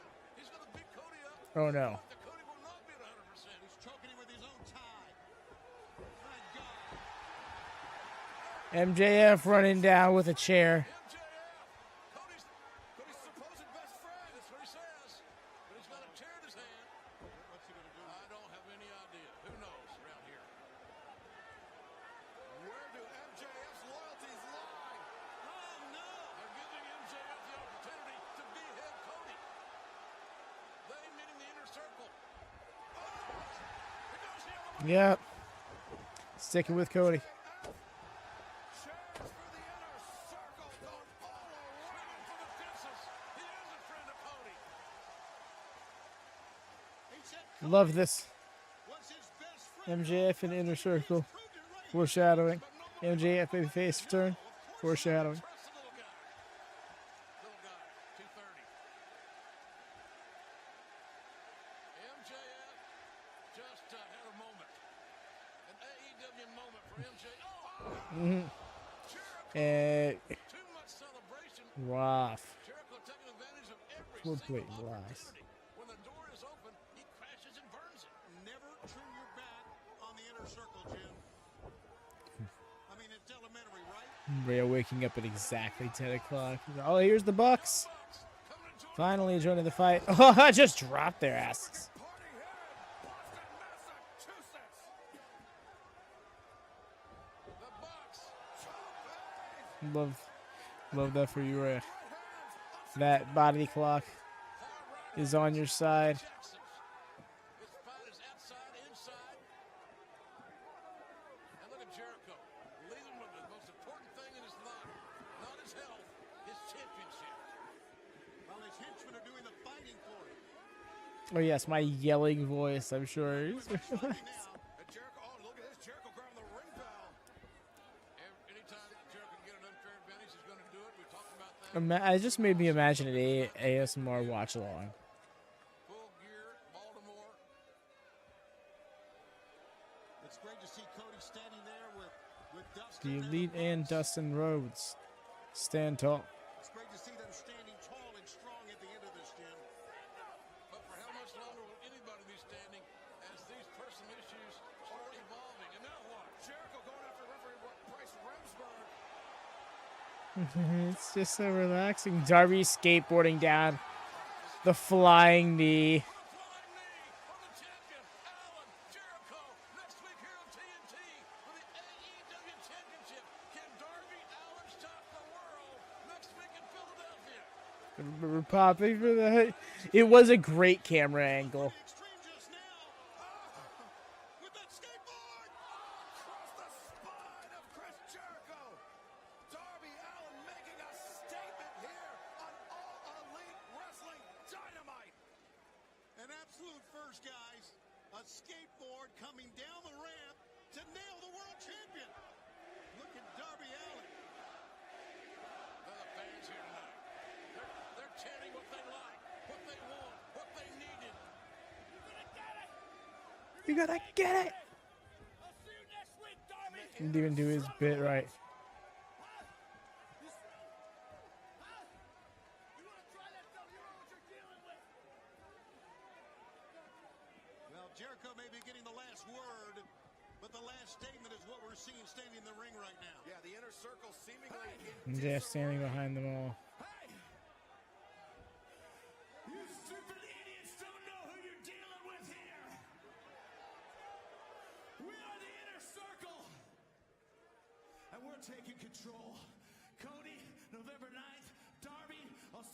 The wheels are huge. They are, aren't they? Oh, really dope. We thank you so much for being with us. The championship on the line.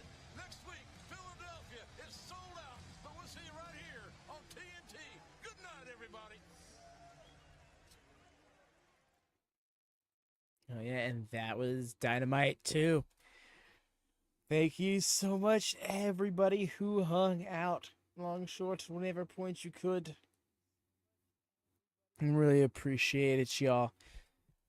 Of course, going to be kicking off again with it next week. We're going to be doing Dark Boston and then Dynamite Philly. Do drop a thumbs up in case you haven't done so already. Make sure you got the bells always on for notifications. Next time we're going live, it's going to be over on the WM Network. We're going to be doing the next part of the 2WC52. It's a trios round robin tournament taking place at Wrestling Empire. Very fun time. Very wild antics, to say the least. And then, of course, Wednesday, going live again with our next watch along right here on the main channel for Modern Day Dynamite.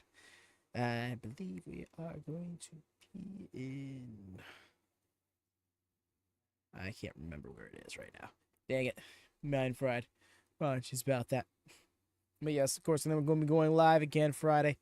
Got Rampage, Saturday, Collision. And then I get back here Sunday for the All Elite Wrewind. Oh, no, it's not Saturday for Collision and right afterwards Survivor Series. And then we're doing a Rampage watch party afterwards because Survivor Series and Rampage will overlap. So, yeah. Got ourselves an interesting schedule, to say the least. Hope to see y'all there throughout. But until next time, y'all, take care and happy wrestling.